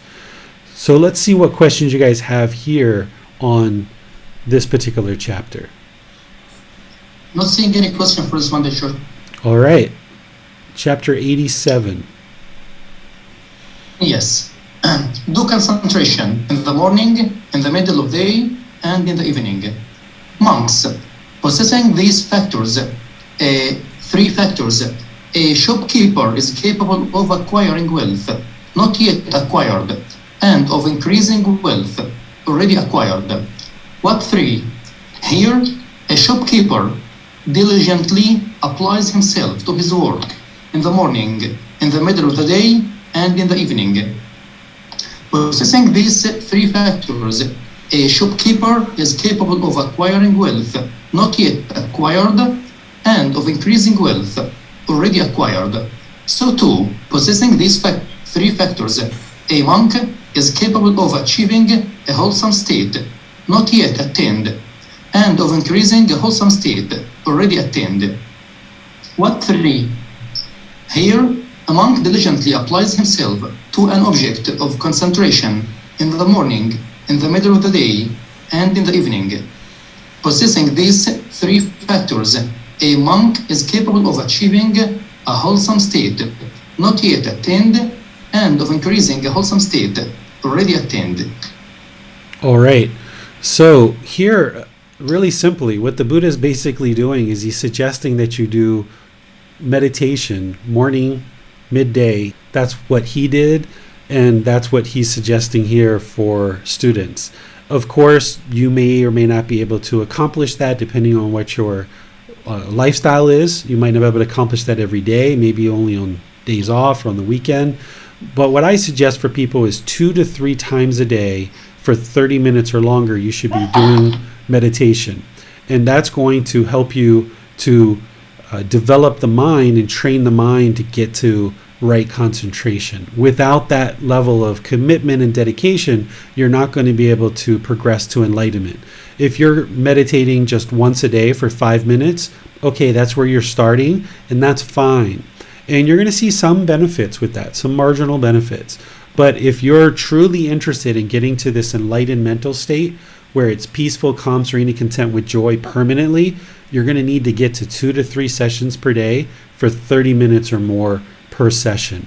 And the Buddha is suggesting here 3 times a day, which if you were an ordained practitioner, or if you're retired, or you have a holiday where you're on vacation for a while and you can do that, then do that. If you're actively working and you can do morning and evening, that's great. That's twice a day. And if you work in a workplace that allows for a lunch in the middle of the day and you can meditate in the middle of the day, outstanding. But always think of meditation as an accumulative benefit. Everyone's going to have to do an enormous amount of meditation in order to get to enlightenment. And if you can think about your meditation sessions as kind of all accumulating together to fill up this bucket of water, then maybe in your daily life you do 2 or 3 meditation sessions and you kind of work towards that, and that's generally what you do. But let's just say you're off work for 2 weeks or 3 weeks or 4 weeks because of COVID or because of a holiday or maybe a death in the family or a new baby or something like this, and you can carve out more time during that, then go ahead and do that. You can change your meditation practice. You don't have to keep it fixed. So even if you're normally like a once a day person, which like I mentioned, you're going to have to get to 2 to 3 times a day in order to get to enlightenment. But say like you just started on this path and you've been meditating once a day for 2 or 3 months, and now you go on holiday for 2 weeks. During that time, if you can ramp up to 2 or 3 times a day during your holiday, because now you've got more time, then you'll be more likely to get into that same type of frequency when you get back to your regular daily life. But even if you end up going back to once a day when you get back to your normal daily life, the benefits of those 2 or 3 weeks where you were meditating for 2 or 3 times a day, those all accumulate and add more and more water to this bucket that you're trying to accumulate the benefits. So always work towards 2 or 3 times a day for 30 minutes or more per session. That's what you're working towards. But look at opportunities where you can maybe do more meditation. There's actually times where I was able to do 5 or 6 meditations in a particular day, and it worked out fine for me to do that. But trying to do that long term, that wouldn't be sustainable and actually get everything accomplished that I need to get accomplished in a certain day. But there's most days 2 to 3 times a day.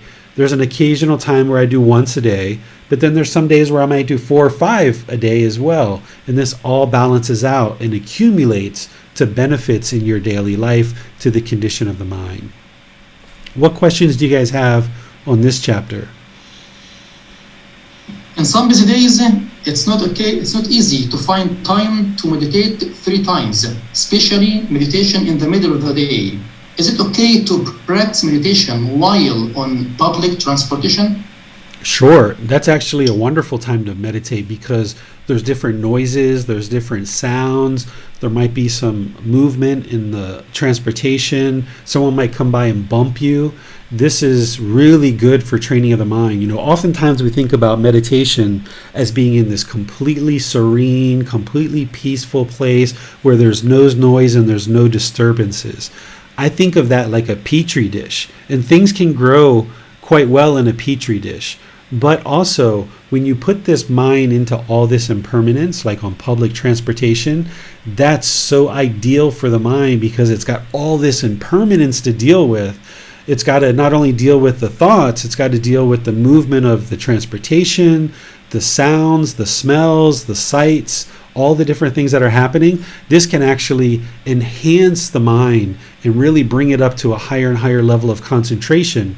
Because if you can concentrate while meditating on a bus, meditating at home in your living room will be quite easy. So you can actually challenge the mind like this and work on it by putting it in situations where it has to deal with all that impermanence. And that's really wonderful for the mind.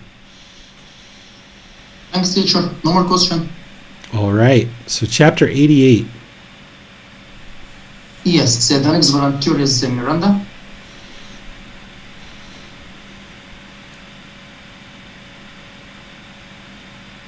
Remote lodgings in forests and jungle groves are hard to endure.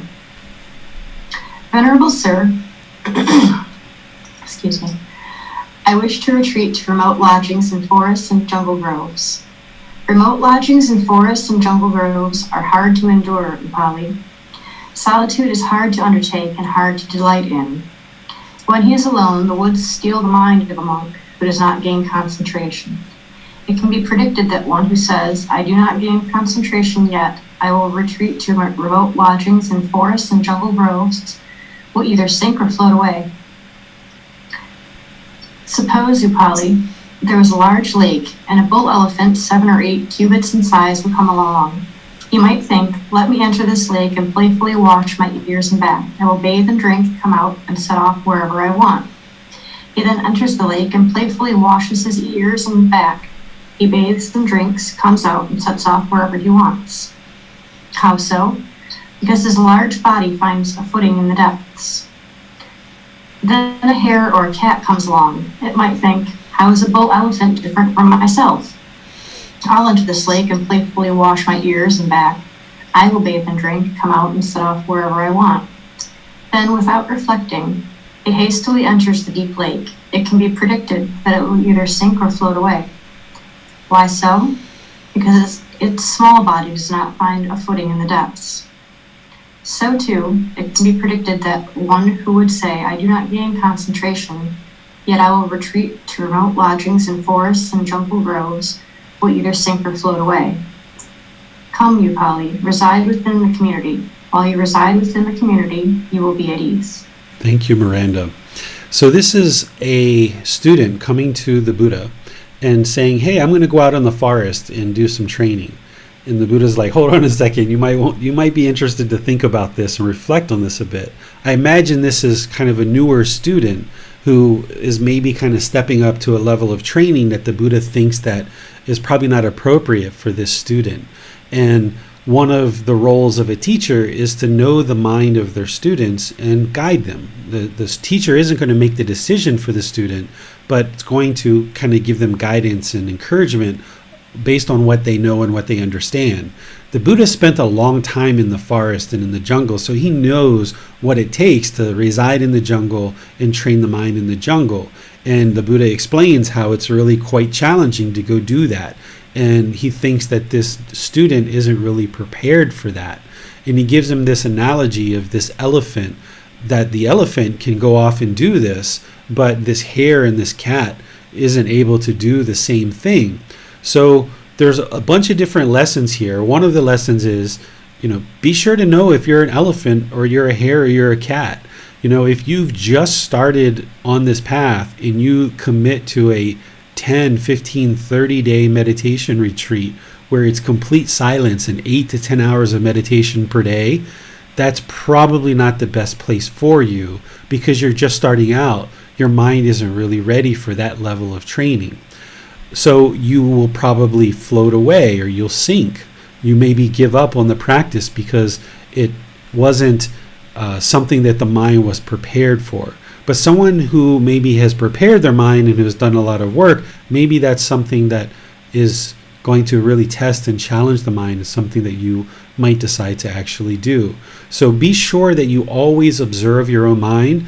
Understand that this is an independent practice with you making your own choices, but also be sure that you challenge the mind, but you don't over challenge the mind. It's important to test the mind and challenge it in certain situations, but be sure that this challenge is something that's really attainable. And then at the same time, be sure to consult with your teacher in certain situations, because if you're going to go off to the jungle, it's probably a good idea to consult with your teacher and see if what your teacher thinks about that. Or if you're going to go off on a 30-day retreat where there's complete silence and 8 or 10 hours of meditation per day, you should probably check in with your teacher before you go off and do that, because you might actually be going into the water and you're either going to sink or you're going to float away. But what you would like to do is step up to challenges that are challenging, but you can be that elephant that has a strong footing, and you can be successful in going into this challenge and out of this challenge. So, any questions on this particular chapter? Miranda has her hand raised. Let's go to her. Yes, David. You said that it would be wise for a student to come to their teacher and seek guidance on whether they would be ready for a longer meditation retreat or a period of seclusion. But before even coming to their teacher, how would someone know or start thinking that they might be ready for something like that? Sometimes the mind can have craving, desire, attachment for something like a meditation retreat, right?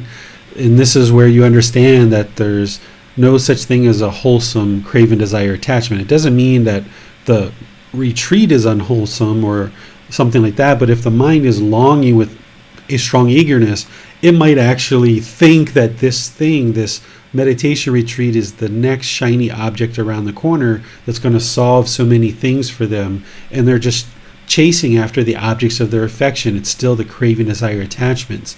But in reality, if the student isn't aware of that craving, by checking in with their teacher, the teacher can kind of help them see that. And this is one of the reasons why students need a teacher, is because while there's craving, desire, attachment there, while there's this arrogance, this ego, this conceit, the mind can't always observe itself.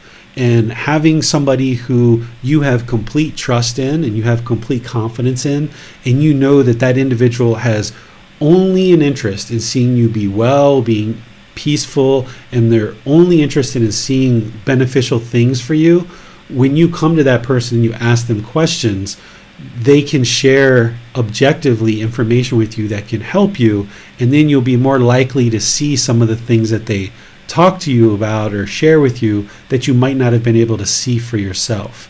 So oftentimes craving, desire, attachment can motivate people to do something like go out into the jungle when they're really not prepared for it.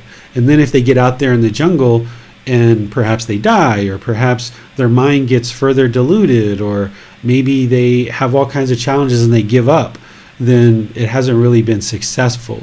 So by checking in with a teacher, it's not that you're looking for the teacher's approval. I don't think of it that way. I think of it as you're consulting with this life coach, you're consulting with this other individual who you have trust and respect for, and you know they only have a genuine interest in seeing you be well, and you use their advice and guidance as something to consider. As I've mentioned in previous classes, a teacher should never make a decision for their students, but if you at least have respect and trust for a teacher and you can consult with them and get advice, that teacher shouldn't be approving or disapproving what you do, but instead just providing some objectionable advice that can potentially be something that you consider and can help you in making your decision. But ultimately, the decision is with each individual practitioner. Thank you, sir. You're welcome. Well, no more question for now, teacher. Okay, so let's go to the next one, 89. Yes, let's go to Nick for this chapter. 4 times, greatly developed and coordinated, gradually culminate in the destruction of the taints. Monks, these 4 times, rightly developed and coordinated, gradually culminate in the destruction of the taints. What for? The time for listening to the teachings, the time for discussing the teachings, the time for serenity, and the time for wisdom. These 4 times, rightly developed and coordinated, gradually culminate in the destruction of the taints. Just as when it is raining and the rain pours down in thick droplets on a mountaintop, the water flows down along the slope and fills the clefts, gullies, and creeks. These become full, fill up the pools. These becoming full, fill up the lakes. These becoming full, fill up the streams. These becoming full, fill up the rivers. And these becoming full, fill up the great ocean. So too, these 4 times, rightly developed and coordinated, gradually culminate in the destruction of the taints. All right. Thank you, Nick. So this is similar to what I've described in the past, where learning and practicing these teachings, it's a gradual progression on the path. I discuss it as like this drip feed, almost like if you've ever been hooked up to an IV, which they didn't have during the lifetime of the Buddha, but essentially that IV fluid is just drip, right? It's just gradually dripping into the body and helping the body become more healthy. Well, this path to enlightenment is very similar. And that's why these classes are, 3 times a week, and you can pick up the book and you can meditate. You're gradually developing your practice more and more. And the Buddha is talking about a little bit of detail around that gradual development of your practice. And he says, okay, there's this time where you need to listen to the teachings, where you need to come to a teacher, you need to listen to discourses, you need to ask questions, you need to engage with the material. And then there's this time for discussing the teachings, where maybe you discuss them with your teacher, you discuss them with other members of your community, because once you listen to the teachings, you've learned them. Now discussing them with others helps arise the understanding in the mind and helps to clarify the teachings a bit, putting them maybe into your own words, or having discussions with other students, other people in the community can help to kind of further soak the mind with these teachings, arising them into the mind. So discussing them with other people can be really, really helpful for you. But of course, you should only do that with people that are interested in discussing them. You shouldn't try to force your way into talking about these teachings with people, but only for people who are open to discussing them with you and who've maybe engaged you in conversation. Then there's this time for serenity. So if you've been investigating the teachings by listening to them, by discussing them, the Buddha didn't have this during his lifetime, but reading, watching videos, listening to podcasts, listening to audiobooks, coming to retreats, those are all things that we do today that are encompassed in this listening to the teachings and discussing the teachings. Well, that's a lot of work. It's a lot of work to do that stuff, and it's a lot of work to work on the mind and improve the condition of the mind. So this third thing that the Buddha is talking about is there's this time for serenity, or this time for relaxation, this time to kind of take a break a bit, right? If you're just go, hitting the books, hitting these classes, hitting this stuff really, really aggressively, that's going to essentially burn out eventually, because those things are usually happening because of craving, desire, attachment, and that's going to burn out, and you're not going to be able to sustain it. You got to think about developing your life practice and getting to enlightenment like, 1 million marathons put together, and you're going to be running these marathons back to back to back to back, but you need to have these little breaks. You need to take some downtime, observe that the mind needs that rest and relaxation. And then that also further allows the teachings to soak in, because if you've listened to the teachings either live or books or videos or podcasts or what have you, you've been discussing them with friends and family, people who are interested in discussing them. When you take this time to relax, it kind of allows the teachings to soak in and penetrate into the mind a bit more. Then there's this fourth aspect where, okay, now it's time to start applying that wisdom. in your daily life. And now it's time to apply this wisdom in making wise decisions and seeing the results of what actually happens. This is your practice, actually practicing the teachings. And then when you observe how you practice these teachings in daily life, then you're probably going to have to start talking to your teacher again, listening to the teachings, discussing them with your other members of the community. Then you're going to need this time for rest. You're going to have to then apply those new things that you've learned that have soaked into the mind through arising wisdom and making wise decisions in daily life. And you have this cyclical effect that the mind is gradually building more and more wisdom.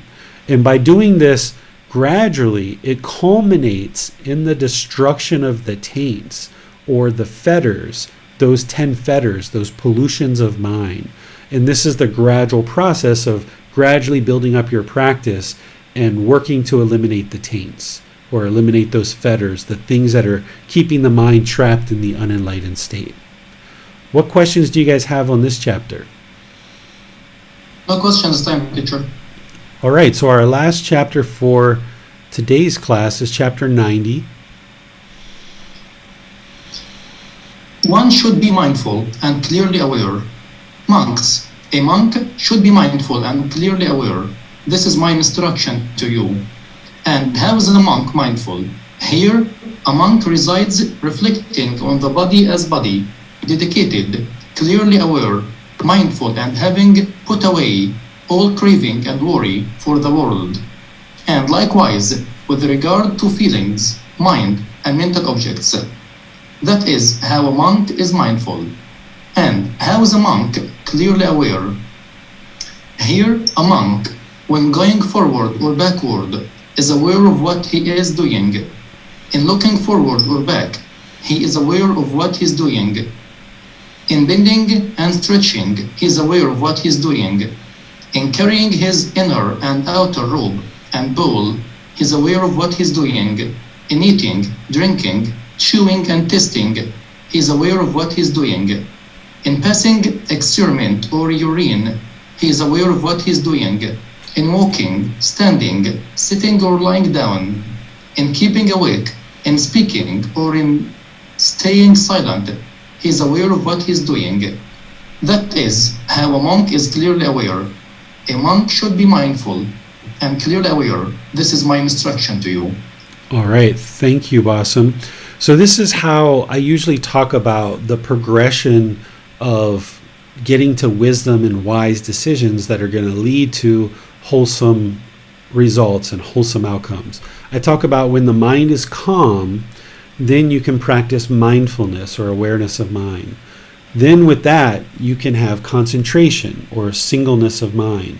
And then you can access wisdom to be able to arise this wisdom and make wise decisions leading to wholesome outcomes. Well, here the Buddha is talking about that mindfulness, and he's talking about the concentration and singleness of mind. Those are the heart of what I'm talking about when I say calmness, mindfulness, concentration, and wisdom. Because likewise, if the mind is uncalm, if it's shaken up, you're not going to have awareness of mind. The mind's going to be all shaken up. There's not going to be focus. There's not going to be singleness of mind or clear comprehension or clearly aware what the Buddha is talking about here. And therefore, you're not going to be able to access wisdom and make a wise decision in the given situation. So here the Buddha is advising to have this mindfulness or this awareness of the bodily sensations, the feelings, the condition of the mind, and mental objects. These are the 4 foundations of mindfulness.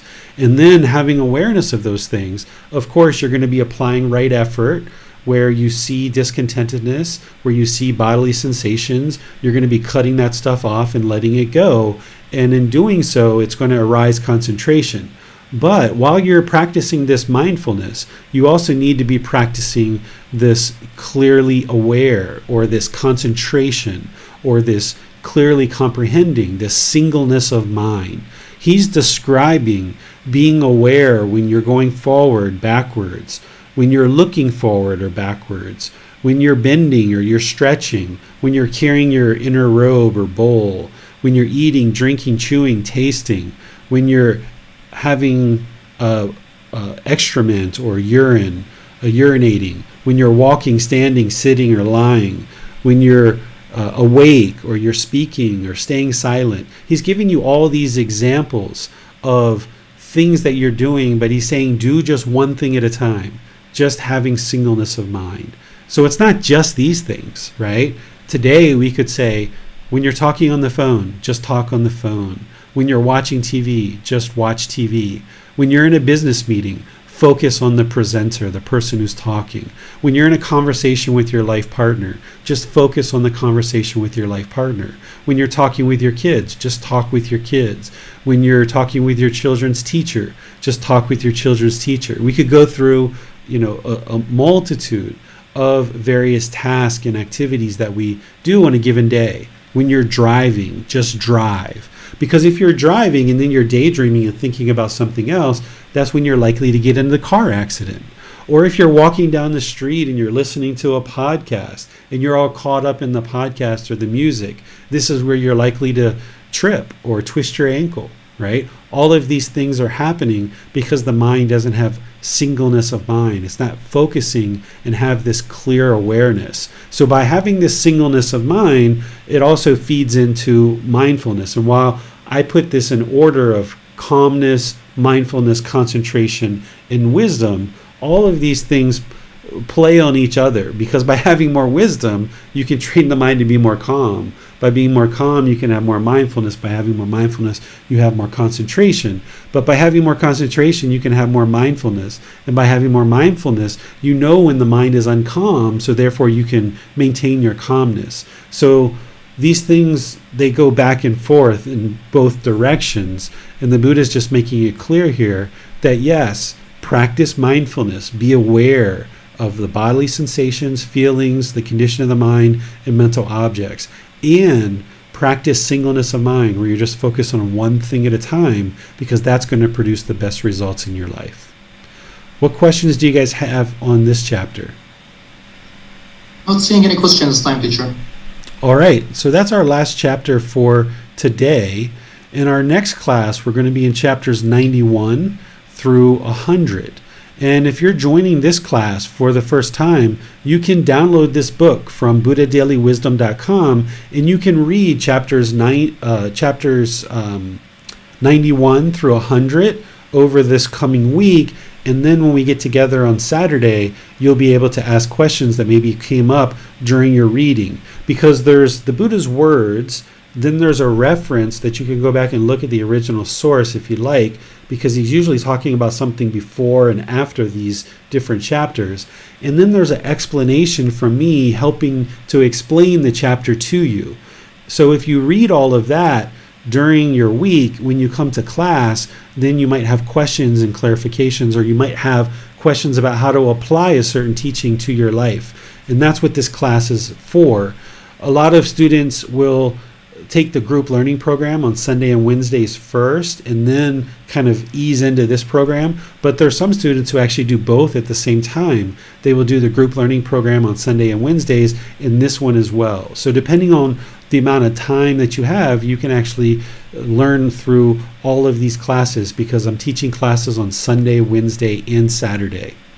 So next Saturday, we'll be doing chapters 91 through 100.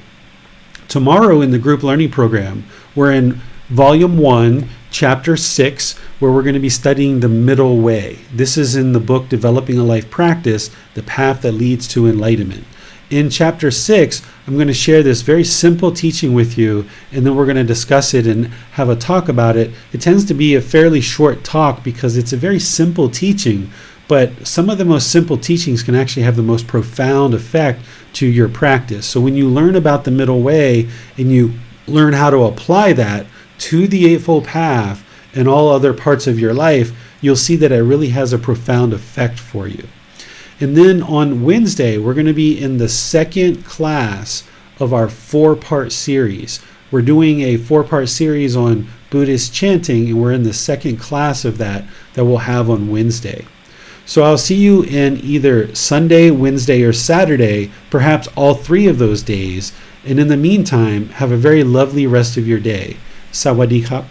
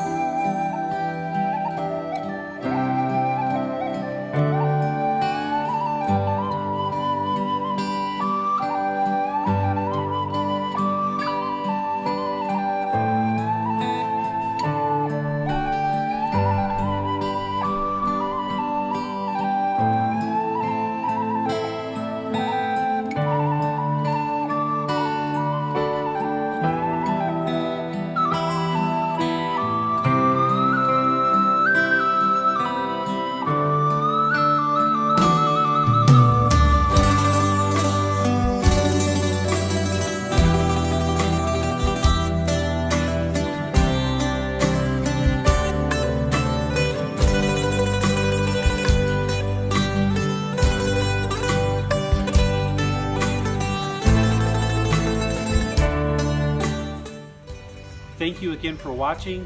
Enjoy your meditation. Look forward to seeing you online and answering any questions that you might have. Thank you so much.